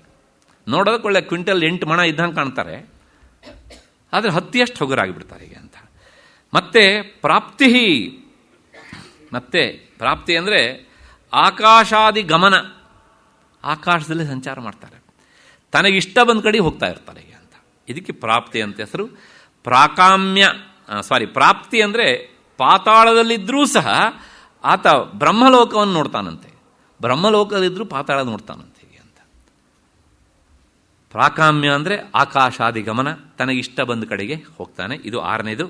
ಮತ್ತೆ ಈಶ್ವರತ್ವಂ ಅಂದರೆ ಸ್ವೇಚ್ಛಾ ಮಾತ್ರೇಣ ಲೋಕಾದೀನಾಂ ಸೃಷ್ಟಿ ಸೂರ್ಯಾದೀನಾಂ ನಿಯೋಕ್ತೃತ್ವಂ. ಆ ಈಶ್ವರತ್ವ ಅನ್ನುವಂಥ ಒಂದು ಸಿದ್ಧಿ ಅದು ಬಂದಾಗ ಸಂಚರಿಸುವ ಸೂರ್ಯನನ್ನು ಸ್ತಂಭನ ಮಾಡ್ತಾನಂತೆ ಅವನು. ಭಾಗವತದಲ್ಲಿ ಫಲಶ್ರುತಿಯಲ್ಲಿ ಈ ಮಾತು ಬರುತ್ತೆ. ಗೋಕರ್ಣ ಎನ್ನುವಂಥ ಒಬ್ಬ ಮಹಾ ತಪಸ್ವಿ, ಅವನಣ್ಣ ದುಂದುಕಾರಿ ಅಂತ, ಅವನು ಪ್ರೇತ ಆಗಿಬಿಟ್ಟಿದ್ದ. ಅವನು ಉದ್ಧಾರ ಮಾಡೋದಕ್ಕೆ ಅಂತೇಳಿ ಯಾರನ್ನು ಕರೆಸಿ ಗಯಾಕ್ಕೆ ಹೋಗಿ ಪಿಂಡ ಎಲ್ಲ ಹಾಕಿಸ್ದ ಅವನು. ಆದರೆ ಆ ದುಂದುಕಾರಿ ಪ್ರೇತ ಉದ್ಧಾರ ಆಗಲೇ ಇಲ್ಲ, ಅಷ್ಟರ ಮಟ್ಟಿಗೆ ಪಾಪ ಮಾಡಿದ್ದ ಅವನು. ಕೊನೆಗೆ ಮತ್ಮನ ರಾತ್ರಿ ಇವನಲ್ಲಿ ಮನಗಿದಾಗ ಆ ಪ್ರೇತ ಎಲ್ಲ ಆ್ಯಕ್ಷನ್ನು ರಿಯಾಕ್ಷನ್ನು ಎಲ್ಲ ಮಾಡೋಕ್ಕೆ ಶುರು ಮಾಡುತ್ತೆ, ಹೇಳುತ್ತೆ, ಆಗ ನನ್ನನ್ನು ಏನಾದರೂ ಮಾಡಿ ಉದ್ಧಾರ ಮಾಡುವಿಗೆ ಅಂತ. ಆಗ ಗೋಕರ್ಣ ನನಗೆ 2 ದಿವಸ ಸಮಯ ಕೊಡು ಅಂತ ಹೇಳಿ ಕೇಳ್ತಾನೆ, ವಿಚಾರ ಮಾಡ್ತಾನೆ, ಏನು ಮಾಡೋದು ದಾರಿ ಸಿಗೋದಿಲ್ಲ. ಕೊನೆಗೆ ವಿಚಾರ ಮಾಡ್ತಾನೆ, ಜಗಚ್ಚಕ್ಷು, ಜಗತ್ತಿಗೆ ನೀನೊಬ್ಬನೇ ಜ್ಞಾನ ನೇತ್ರ, ನೀನೇ ಇದಕ್ಕೆ ಪರಿಹಾರ ಮಾಡಬೇಕು, ನಿಲ್ಲು ಇವತ್ತು ಅಂಥೇಳಿ ತನ್ನ ಆ ಯೋಗಶಕ್ತಿಯಿಂದ ಸೂರ್ಯನ ಒಂದು ಕ್ಷಣಕಾಲ ಸ್ತಂಭನ ಮಾಡಿ, ಇದಕ್ಕೆ ಉದ್ಧಾರ ಮಾಡಲಿಕ್ಕೆ ಏನು ದಾರಿ ನೀ ಹೇಳು ನೀನು. ಇಂಥ ಬಲವಾದಂಥ ಪ್ರೇತತ್ವ ಬಂದು ಬಾಧಿಸಿದಾಗ ಪ್ರೇತತ್ವ ನಿವಾರಣೆಗೆ ಇರುವ ಉಪಾಯ ಹೇಳು. ಗಯಾ ಶ್ರಾದ್ದ ಎಲ್ಲ ಆಗಿದೆ, ಉದ್ಧಾರ ಆಗಲಿಲ್ಲ, ಏನು ಇದಕ್ಕೆ ಅಲ್ಟಿಮೇಟ್ ರೆಮಿಡಿ? ಆಗ ಸೂರ್ಯನಾರಾಯಣ ಹೇಳಿದಂತೆ, ಸಪ್ತಾಹಂಕುರು, ಭಾಗವತ ಸಪ್ತಾಹವನ್ನು ಮಾಡು, ಅದರಿಂದ ಪ್ರೇತತ್ವ ನಿವೃತ್ತಿ ಅಂತ. ಹೀಗೆ ಆ ಈಶ್ವರತ್ವ. ಆದರೆ ಇವರಿಗೆ ಲೋಕಾದಿಗಳನ್ನು ಸೃಷ್ಟಿ ಮಾಡುವಂತಹ ಒಂದು ಶಕ್ತಿ ಇದ್ರೂ ಸಹ ಅದನ್ನು ಮಾಡಲಿಕ್ಕೆ ಹೋಗೋದಿಲ್ಲ ಅಂತ ಹೇಳ್ತಾರೆ. ಎಲ್ಲವೋ ಕೆಲವು ಜನ ವಿಶ್ವಾಮಿತ್ರನಂತವರು ಕೆಲವು ಸಲ ಹೇಗೆ ಅಂತ. ಯಾಕೆಂದರೆ ಬ್ರಹ್ಮಸೂತ್ರದಲ್ಲಿ ಆ ಮಾತು ಬರುತ್ತೆ, ಜಗದ್ವ್ಯಾಪಾರ ವರ್ಜ್ಯಂ, ಅವರಿಗೆ ಈ ಜಗದ್ ನಿರ್ಮಾಣ ಮಾಡುವಂಥ ವ್ಯಾಪಾರ ಇಲ್ಲ. ಕೊನೆಗೆ ವಶಿತ್ವಂ, ಲೋಕಪಾಲರಿಂದೊಡಗೂಡಿದ ಈ ಲೋಕವನ್ನೆಲ್ಲ ಆಳುವ ಶಕ್ತಿ ಅವರಿಗೆ ಬರುತ್ತೆ. ಹೀಗೆ 8 ಅಷ್ಟಸಿದ್ಧಯ, ಇವು ಸಹಜವಾಗಿ ಅಯಾಚಿತವಾಗಿ ಸಿದ್ಧಿಸ್ತವೆ. ಈ ಮಾತನ್ನು ಕೇಳಿದಾಗ ನಿಮಗೊಂದು ಸಂಶಯ ಬರುತ್ತೆ, ಯೋಗ ಸಿದ್ಧಿ ಮಾಡಿದವರಿಗೂ ಈ ಎಲ್ಲ ಸಿದ್ಧಿಗಳು ದೊರಕ್ತವೆ, ಹಾಗಿದ್ರೆ ಏನು ವ್ಯತ್ಯಾಸ ಆಯಿತು ಅಂದರೆ, ಆ ಯೋಗ ಸಿದ್ಧಿಗೆ ಹೊರಟವರು ಇದಕ್ಕೋಸ್ಕರ ಯೋಗ ಸಿದ್ಧಿ ಮಾಡ್ತಾರೆ. ಆದರೆ ಆತ್ಮಜ್ಞಾನದಿಂದ ಬರುವಂಥದ್ದು ಇದು ಉಂಟಲ್ಲ, ಇದು ಅಪ್ರಯತ್ನವಾಗಿ ಸಿಗತ್ತೆ ಅವರಿಗೆ, ಪ್ರಯತ್ನದಿಂದಲ್ಲ. ಆ ಯೋಗ ಸಿದ್ಧಿ ಮಾಡಲಿಕ್ಕೆ ಹೊರಟಾಗ ಈ ಸಿದ್ಧಿಯನ್ನೇ ಬಳಸ್ಕೊಂಡು ಅಲ್ಲಿಯೇ ನಿಂತು ಬಿಡ್ತಾರೆ. ಯಾಕೆಂದರೆ ಇದೇ ಚಂದ ಅಂಥೇಳಿ ಆತ್ಮಜ್ಞಾನದಿಂದ ವಂಚಿತರಾಗ್ತಾರೆ ಅವರು. ಆದರೆ ಆತ್ಮಜ್ಞಾನಿಯಾದವರಿಗೆ ಸಹಜವಾಗಿ ಬರುವಂಥ ಈ ಸಿದ್ಧಿಗಳಿದ್ದಾವಲ್ಲ, ಇವುಗಳನ್ನು ಅವರು ಕಣ್ಣೆತ್ತು ನೋಡೋದಿಲ್ವಂತೆ. ಮಾನಸೋಲ್ಲಾಸದಲ್ಲಿ ಹೇಳ್ತಾರೆ, ಈ ಸಿದ್ಧಿಗಳು ಅವ್ರ ಹಿಂದೆ ಓಡ್ತಾ ಇರ್ತವಂತೆ. ಹೇಗೆ ಅಂದರೆ ನೆರಳು ದೇಹದ ಹಿಂದೆ ಓಡುವ ಹಾಗೆ ಅಂತ. ಆದರೂ ಸಹ ಅವರು ಇದನ್ನು ಉಪಯೋಗಿಸೋದಿಲ್ಲ ಅಂತ. ಹೀಗೆ ಅವರು ಕೊಡುವ ದೃಷ್ಟಾಂತ ಅಯಾಚಿತವಾಗಿ ಅದರ ಕಡೆ ಗಮನ ಹರಿಸಿದಾಗ ಇದು ಬೇಡ ಅಂದರೂ ಬರುತ್ತೆ. ಹೇಗೆ ಅಂದರೆ ಚಳಿಗಾಲದಲ್ಲಿ ತಾಯಂದಿರು ಅಡುಗೆ ಮಾಡ್ತಾ ಇರ್ತಾರೆ, ಅಡುಗೆ ಮನೆಯಲ್ಲಿ ಅಡುಗೆನೂ ಮಾಡ್ತಾರೆ, ಬೆಂಕಿನೂ ಕಾಯಿಸ್ತಾ ಇರ್ತಾರೆ. ಸಹಜವಾಗಿ ಬೆಚ್ಚಗೂ ಆಗುತ್ತೆ, ಚಳಿಯೂ ಹೋಗುತ್ತೆ, ಅಡುಗೆನೂ ಆಗುತ್ತೆ. ಹಾಗೆ ಅಂತ ಅವ್ರು ಚಳಿ ಹೋಗಲಿ ಅಂತೇಳಿ ಅಡುಗೆ ಮಾಡ್ಲಿಕ್ಕೆ ಹೋಗಿದ್ದಾರಾ? ಅದು ಅಪ್ರಾರ್ಥಿತ, ಅಯಾಚಿತವಾಗಿ ಬಂದಂಥದ್ದು. ಹೀಗೆ ಇಂತಹ ಸಿದ್ಧಿ ಸಹಜವಾಗಿ ಅಯಾಚಿತವಾಗಿ ಸಿಗುತ್ತೆ. ಇದೇ ಸಿಗತ್ತೆ ಅಂತಾದರೆ ಇನ್ನು ಸಾಮಾನ್ಯ ಚಿಲ್ಲರೆ ಲೌಕಿಕವಾದ ಪ್ರಯೋಜನ ಸಿಗದೇ ಇರುತ್ತಾ ಅಂಥೇಳಿ, ಆದರೆ ಅದಕ್ಕೋಸ್ಕರ ಇದನ್ನು ಅನುಸಂಧಾನ ಮಾಡಬೇಡಿ ಅಂತ ಒಂದು ಎಚ್ಚರಿಕೆ ಮಾತನ್ನು ಹೇಳುತ್ತೆ. ಯಾಕೆಂದ್ರೆ ಹಾಗೆ ಮಾಡಿದರೆ ಆ ಪರತತ್ವಕ್ಕೆ ಅವಮಾನ ಅದು. ಹೀಗೆ ಇಷ್ಟು ಹಿನ್ನೆಲೆಯಲ್ಲಿ ಈ 10 ಶ್ಲೋಕಗಳ ಚಿಂತನೆ ಮತ್ತು ಇದರ ಫಲಶ್ರುತಿಯನ್ನು ನಾವು ನೋಡಿಯಾಗಿದೆ. ನಾನು 1 ಸೆಕೆಂಡಲ್ಲಿ ಕೃತಜ್ಞತೆಯನ್ನು ಹೇಳಿ ಕೊನೆಗೆ 10 ಶ್ಲೋಕವನ್ನು ಸಹ ಒಮ್ಮೆ ಹೇಳುವವನಿದ್ದೇನೆ. ಏಕೆಂದರೆ ಹಾಗೆ ಬಯಸಿದ್ದಾರೆ. ಅದನ್ನು ಹೇಳಿ ಆದಮೇಲೆ ಇವತ್ತಿನ ಕಾರ್ಯಕ್ರಮ ಮುಗಿಯತ್ತೆ. ಅಲ್ಲಿವರೆಗೆ ದಯವಿಟ್ಟು ಸಹಕರಿಸಿ. ಏನಾದರೂ ಈ 10 ದಿನಗಳ ಕಾಲ ಈ ಚಿಂತನೆಗೆ ಟೊಂಕ ಕಟ್ಟಿದವರು ಶ್ರೀ ವಿ ಮಾಶಿಲಮಣಿ ಮತ್ತು ಅವರ ಪರಿವಾರದವರು. ಇದನ್ನು ಹೇಳಿ ಅಂದರೆ ಒಂದು ರೀತಿಯಲ್ಲಿ ನನಗೆ ನೀವು ಪುಸ್ತಕ ತೆಗೆದುಕೊಂಡು ಜಾಸ್ತಿ ಓದಿ ಅಂತ ಹೇಳ್ದಂಗೆ. ಯಾಕೆಂದರೆ ಅದನ್ನು ಹೇಗಿದೆ ಅಂತ ಇವಾಗ ನೀವು ನೋಡಿದ್ದೀರಾ. ನಾನು ಮೊದಲನೇ ದಿವಸನೇ ಹೇಳಿದ್ದೇನೆ, 10 ದಿನಗಳ ಕಾಲ ಮನಸ್ಸನ್ನು ಮಸೆದುಕೊಳ್ಳೋದಕ್ಕೆ, ಅಂದರೆ ಮೆದುಳನ್ನು ಮಸೆಯೋದಕ್ಕೆ ಸಿದ್ಧವಾಗಿರಿ ಅಂತ ಪ್ರಾಯಶಃ ಅನುಭವಕ್ಕೆ ಬಂದಿದೆ ಅಂತ ಅಂದ್ಕೊಂಡಿದ್ದೇನೆ. ಅತ್ಯಂತ ಜಟಿಲವಾದಂಥ ವಿಚಾರ, ಆದರೂ ನಮಗೆ ಅತ್ಯಂತ ಇಷ್ಟ ಆಗುವ ವಿಚಾರ. ಯಾಕೆಂದರೆ ಅದು ನಮ್ಮದೇ ವಿಚಾರ, ಬೇರೆಯವರಿದ್ದಲ್ಲ ಅಲ್ವಾ. ಹಾಗಾಗಿ ಆ ಕಾರ್ಯಕ್ರಮಕ್ಕೆ ಅವರು ಪ್ರಾಯೋಜಕರಾಗಿ ನಿಂತು ನಾನು ಓದುವ ಹಾಗೆ ನನ್ನನ್ನು ಈ ಕ್ರಿಯೆಗೆ ಹಚ್ಚಿದ್ದಕ್ಕೋಸ್ಕರ ಅವರಿಗೆ ನಾನು ಅನಂತ ಕೃತಜ್ಞತೆಗಳನ್ನು ಸಲ್ಲಿಸ್ತೇನೆ. ಅದಕ್ಕಿಂತ ಜಾಸ್ತಿ ಅವರು ಯಾವ ಉದ್ದೇಶದಿಂದ ಇದನ್ನು ಆಗಬೇಕು ಅಂತ ಬಯಸಿದರೂ ಆ ಸರ್ವಾತ್ಮರೂಪಿಯ ಅಂಥ ಪರಮಾತ್ಮ ಅವರ ಇಷ್ಟಾರ್ಥವನ್ನು ಈಡೇರಿಸಲಿ ಅಂತ ನಾನು ಪ್ರಾರ್ಥಿಸ್ತೇನೆ. ಎರಡನೇದಾಗಿ, ಗೋಖಲೆ ಸಂಸ್ಥೆಯ ಈ ವೇದಿಕೆಯಿಂದ ಇಂಥ ವಿಚಾರಗಳು ಬರಬೇಕು ಅನ್ನುವಂಥದ್ದು ಪ್ರಾಯಶಃ ಡಿಜಿಯವರ ಅಪೇಕ್ಷೆ ಅಂತ ಕಾಣುತ್ತೆ. ಆ ಹಿನ್ನೆಲೆಯಲ್ಲಿ, ಯಾಕೆಂದರೆ ಅವರಿಗೆ ಈ ಎಲ್ಲ ವಿಚಾರಗಳು ಅತ್ಯಂತ ಇಷ್ಟವಾದವುಗಳು. ಹಾಗಾಗಿ ಅದು ಜಟಿಲ ಆದರೂ ಚಿಂತೆ ಇಲ್ಲ, ಮನಸ್ಸಿಗೆ ಕಷ್ಟ ಆದರೂ ಚಿಂತೆ ಇಲ್ಲ. ಕಷ್ಟವೇ ಕೆಲವು ಸಲ ಇಷ್ಟ ಆಗುತ್ತೆ. ಮೆದುಳನ್ನು ಮಸಿಯುವ ಪ್ರಕ್ರಿಯೆಯಲ್ಲಿ ಸ್ವಲ್ಪ ಸ್ವಲ್ಪ ಅಭ್ಯಾಸ ಆಗ್ತಾ ಹೋದಾಗ ಆಗುತ್ತೆ. ಹಾಗಾಗಿ ಎಷ್ಟು ಜನ ಬರ್ತಾರೆ ಅನ್ನೋದು ಮುಖ್ಯ ಅಲ್ಲ, ಬಂದವರು ಹೇಗೆ ಕೇಳಿದ್ದಾರೆ ಅನ್ನೋದು ಮುಖ್ಯ. ಸಂಖ್ಯೆಗಿಂತ ಸತ್ವ ಮುಖ್ಯ, ಅದನ್ನು ನಾವು ಮರಿಬಾರ್ದು. ಆ ಹಿನ್ನೆಲೆಯಲ್ಲಿ ಗೋಖಲೆ ಸಂಸ್ಥೆ ಇದಕ್ಕೆ ಕಾರಣೀಕರ್ತರ ಸ್ಥಾನದಲ್ಲಿ ನಿಂತು ಈ ಕಾರ್ಯಕ್ರಮವನ್ನು ವ್ಯವಸ್ಥೆಗೊಳಿಸಿದೆ. ಹಾಗಾಗಿ ಇದರ ಗೌರವ ಕಾರ್ಯದರ್ಶಿಯಾದಂತಹ ಶ್ರೀಯುತ ರಾಮಸ್ವಾಮಿಗಳವರಿಗೆ ಮತ್ತು ಸಹಕಾರ್ಯದರ್ಶಿಯಾದಂತಹ ಶ್ರೀಯುತ ರಾಮು ಅವರಿಗೆ ಮತ್ತು ಇಲ್ಲಿನ ಎಲ್ಲ ಈ ಸ್ಟಾಫ್ ಪರಿವಾರದ ಜನರಿಗೆ, ಸಂಸ್ಥೆಗೆ ನಾನು ಅನಂತ ಕೃತಜ್ಞತೆಗಳನ್ನು ಸಲ್ಲಿಸ್ತಾ ಇದ್ದೇನೆ. ಮತ್ತು ಯಾವಾಗಲೂ ಹೇಳುವುದು, ನಾನು ಹೇಳುವ ಕ್ರಿಯೆ ಸಾರ್ಥಕವಾಗುವುದು ಕೇಳುವ ಕಿವಿಗಳಿದ್ದಾಗ ಅಂತ. ಹಾಗಾಗಿ 10 ದಿನಗಳ ಕಾಲ ನಿರಂತರ ನಿಮ್ಮ ಕಿವಿಯನ್ನು ಕೊಟ್ಟಿದ್ದೀರಲ್ಲ, ಬರೇ ಕಿವಿ ಅಷ್ಟೇ ಅಲ್ಲ, ಕಿವಿಯಿಂದ ಮನಸ್ಸನ್ನೂ ಕೊಟ್ಟಿದ್ದೀರಲ್ಲ. ಯಾಕೆಂದರೆ ನನಗೆ ಕೆಲವು ಸಲ ಸಂಶಯ ಬರ್ತಿತ್ತು, ವಿಷಯ ಜಟಿಲ ಆಯಿತೋ ಏನೋ, ಕಷ್ಟ ಆಯಿತೋ ಏನೋ, ಅರ್ಥ ಆಗುತ್ತಾ ಇದೆಯೋ ಇಲ್ವೋ ಏನೋ ಅಂತ. ಹಾಗೆ ಸಾಧ್ಯವಾದಷ್ಟು ಸುಲಭವಾಗಿಯೇ ಹೇಳಬೇಕು ಅಂತ. ಯಾಕೆಂದರೆ ಆ ಒಂದು ನೆಪದಿಂದ ಅರ್ಥ ಆದರೆ ಹೇಳುವ ಕ್ರಿಯೆ ಸಾರ್ಥಕ ಆಯಿತು ಅಂತ. ಹಾಗಾಗಿ ನೀವೆಲ್ಲರೂ ಸಹ ಮಧ್ಯಮಧ್ಯೆಯಲ್ಲಿ ನಾನು ಹೇಳ್ತಾ ಇರುವಂಥ ಮಾತಿಗೆ ನಿಮ್ಮ ಶಿರಃಕಂಪನದ ಮೂಲಕ, ಮುಗುಳು ನಗೆಯ ಮೂಲಕ, ಸಂತೋಷವನ್ನು ವ್ಯಕ್ತಪಡಿಸುವ ಮೂಲಕ, ಇಲ್ಲ ನಾವು ನಿಮ್ಮ ಜೊತೆಗೆ ಬರ್ತಾ ಇದ್ದೇವೆ ಅಂತ ನಿಮ್ಮ ಮೌನ ಭಾಷೆಯ ಮೂಲಕ ಹೇಳಿದ್ರಲ್ಲ, ಹಾಗೆ ನನಗದು ಅರ್ಥ ಆಗಿದೆ. ಅದಕ್ಕೋಸ್ಕರ ನಿಮಗೆಲ್ಲರಿಗೂ ಸಹ ಅನಂತ ಕೃತಜ್ಞತೆಗಳನ್ನು ನಾನು ಸಲ್ಲಿಸ್ತಾ ಇದ್ದೇನೆ. ಮತ್ತೆ ಏನಿದ್ರೂ ಸಹ ಆ ಆತ್ಮವಸ್ತು ಹೊರಗಿರುವುದು ಅಲ್ಲ, ಹೊರಗೂ ಇದೆ, ಒಳಗೂ ಇದೆ. ಅದೇ ಇದ್ದು ನುಡಿಸಿದೆ, ಅದೇ ಇದ್ದು ಕೇಳಿದೆ. ಹಾಗಾಗಿ ಅದು ಒಂದೇನೆ, ಹೇಳಿದ್ದು ಅದೇ, ಕೇಳಿದ್ದು ಅದೇ. ಹಾಗಾಗಿ ಈ ನೆಲೆಯಲ್ಲಿ ನೋಡಿದಾಗ ಯಾರಿಗೂ ಕೃತಜ್ಞತೆಯನ್ನು ಹೇಳಬೇಕಾದ್ದಿಲ್ಲ. ಯಾಕೆಂದರೆ ಹೇಳುವವನು ಕೇಳುವವನು ಇಬ್ಬರು ಒಂದೇ. ಅಲ್ಲಿ ಮೌನ ಮಾತ್ರ. ಮೌನಂ ವ್ಯಾಖ್ಯಾ ಪ್ರಕಟಿತ ಬ್ರಹ್ಮಸತ್ವಂ ಯುವಾನಂ, ಬ್ರಹ್ಮತತ್ವಂ ಯುವಾನಂ ಅಂತ. ಅದು ದಕ್ಷಿಣಾಮೂರ್ತಿಯ ಸ್ತೋತ್ರ. ಯಾಕೆಂದರೆ ಆ ಆತ್ಮವಸ್ತುವಿನ ಸ್ವರೂಪವನ್ನು ಶಬ್ದದಿಂದ ಹೇಳಲಿಕ್ಕಾಗೋದಿಲ್ಲ. ಅದಕ್ಕೋಸ್ಕರ ಯೋ ಮುದ್ರಯಾ ಭದ್ರಯಾ ಅಂತ. ಹೌದು ತಾನೇ ಹೇಗೆ ಅಂತ.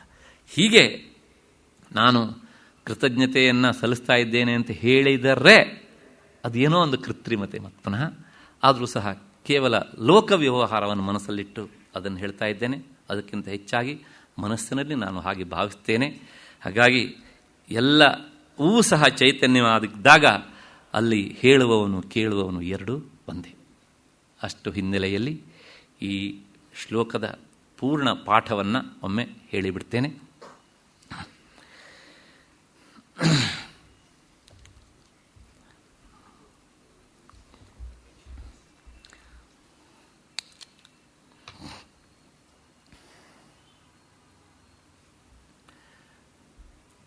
ವಿಶ್ವಂ ದರ್ಪಣದೃಶ್ಯಮಾನನಗರೀ ತುಲ್ಯಂ ನಿಜಾಂತರ್ಗತಂ ಪಶ್ಯನ್ನಾತ್ಮನಿ ಮಾಯಯಾ ಬಹಿರಿವೋದ್ಭೂತಂ ಯಥಾ ನಿದ್ರಯಾ ಯಸ್ಸಾಕ್ಷಾತ್ ಕುರುತೆ ಪ್ರಬೋಧ ಸಮಯೇ ಸ್ವಾತ್ಮಾನಮೇವಾದ್ವಯಂ ತಸ್ಮೈ ಶ್ರೀ ಗುರುಮೂರ್ತಯೇ ನಮಃ ಇದಂ ಶ್ರೀ ದಕ್ಷಿಣಾಮೂರ್ತಯೇ. ಬೀಜಸ್ಯಾಂತರಿವಾಂಕುರೋ ಜಗದಿದಂ ಪ್ರಾಂಗ್ನಿರ್ವಿಕಲ್ಪಂ ಪುನಃ ಮಾಯಾ ಕಲ್ಪಿತದೇಶಕಾಲಕಲನಾ ವೈಚಿತ್ರಚಿತ್ರೀಕೃತಂ ಮಾಯಾವೀವ ವಿಜೃಂಭಯತ್ಯಪಿ ಮಹಾಯೋಗೀ ವಯಸ್ವೇಚ್ಛಯಾ ತಸ್ಮೈ ಶ್ರೀ ಗುರುಮೂರ್ತಯೇ ನಮಃ ಇದಂ ಶ್ರೀ ದಕ್ಷಿಣಾಮೂರ್ತಯೇ. ಯಸ್ಯೈವ ಸ್ಫುರಣಂ ಸದಾತ್ಮಕಮಸತ್ಕಲ್ಪಾರ್ಥಕಂ ಭಾಸತೆ ಸಾಕ್ಷಾತ್ ತತ್ವಮಸೀತಿ ವೇದವಚಸಾ ಯೋ ಬೋಧಯತ್ಯಾಶ್ರಿತಾನ್ ಯತ್ಸಾಕ್ಷಾತ್ ಕರಣಾತ್ ಭವೇನ್ನ ಪುನರಾವೃತ್ತಿರ್ಭವಾಂಭೋನಿಧೌ ತಸ್ಮೈ ಶ್ರೀ ಗುರುಮೂರ್ತಯೇ ನಮಃ ಇದಂ ಶ್ರೀ ದಕ್ಷಿಣಾಮೂರ್ತಯೇ. ನಾನಾಛಿದ್ರಘಟೋದರಸ್ಥಿತಮಹಾದೀಪಪ್ರಭಾಭಾಸ್ವರಂ ಜ್ಞಾನಂ ಯಸ್ಯ ತು ಚಕ್ಷುರಾದಿಕರಣದ್ವಾರಾ ಬಹಿಸ್ಪಂದತೆ ಜಾನಾಮೀತಿ ತಮೇವ ಭಾಂತಮನುಭಾತ್ಯೇತತ್ಸಮಸ್ತಂ ಜಗತ್ ತಸ್ಮೈ ಶ್ರೀ ಗುರುಮೂರ್ತಯೇ ನಮಃ ಇದಂ ಶ್ರೀ ದಕ್ಷಿಣಾಮೂರ್ತಯೇ. ದೇಹಂ ಪ್ರಾಣಮಪೀಂದ್ರಿಯಾಣ್ಯಪಿ ಚಲಾಂ ಬುದ್ಧಿಂಚ ಶೂನ್ಯಂ ವಿದುಃ ಸ್ತ್ರೀಬಾಲಾಂಧಜಡೋಪಮಾಸ್ತ್ವಹಮಿತಿ ಭ್ರಾಂತಾ ಭ್ರಶಂ ವಾದಿನಃ ಮಾಯಾಶಕ್ತಿವಿಲಾಸಕಲ್ಪಿತಮಹಾವ್ಯಾಮೋಹ ಸಂಹಾರಿಣೇ ತಸ್ಮೈ ಶ್ರೀಗುರುಮೂರ್ತಯೇ ನಮಃ ಇದಂ ಶ್ರೀದಕ್ಷಿಣಾಮೂರ್ತಯೇ.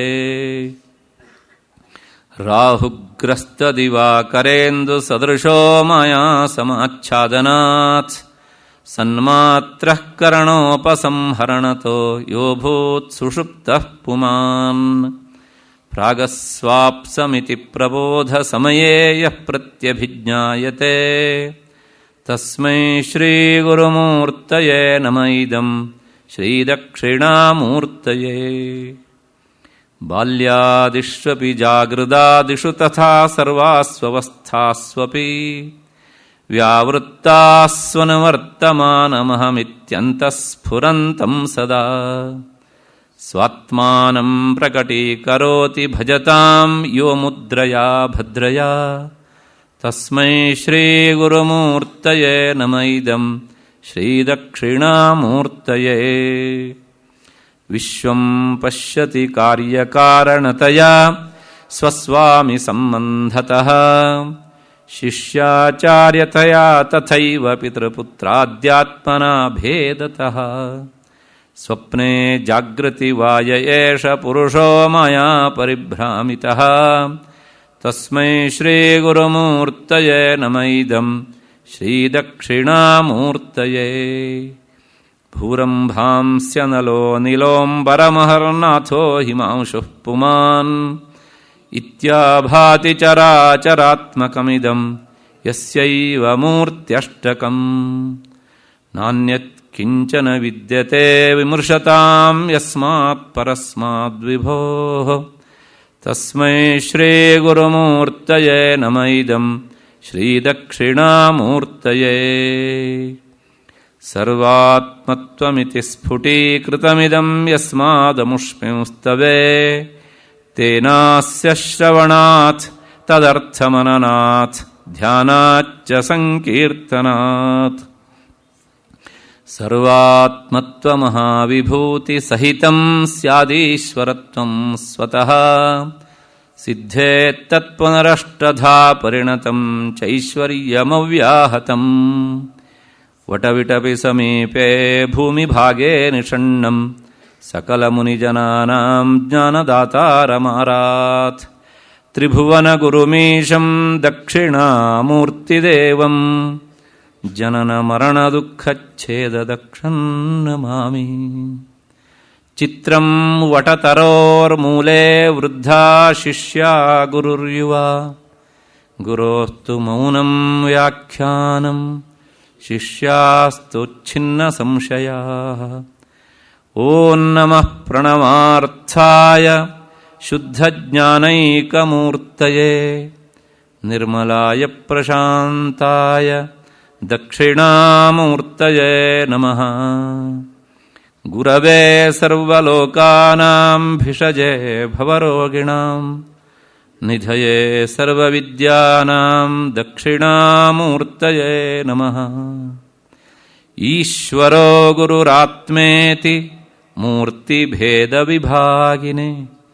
ವ್ಯೋಮವದ್ವ್ಯಾಪ್ತದೇಹಾಯ ದಕ್ಷಿಣಾಮೂರ್ತಯೇ ನಮಃ. ವ್ಯೋಮವದ್ವ್ಯಾಪ್ತದೇಹಾಯ ದಕ್ಷಿಣಾಮೂರ್ತಯೇ ನಮಃ. ವ್ಯೋಮವದ್ವ್ಯಾಪ್ತದೇಹಾಯ ದಕ್ಷಿಣಾಮೂರ್ತಯೇ ನಮಃ.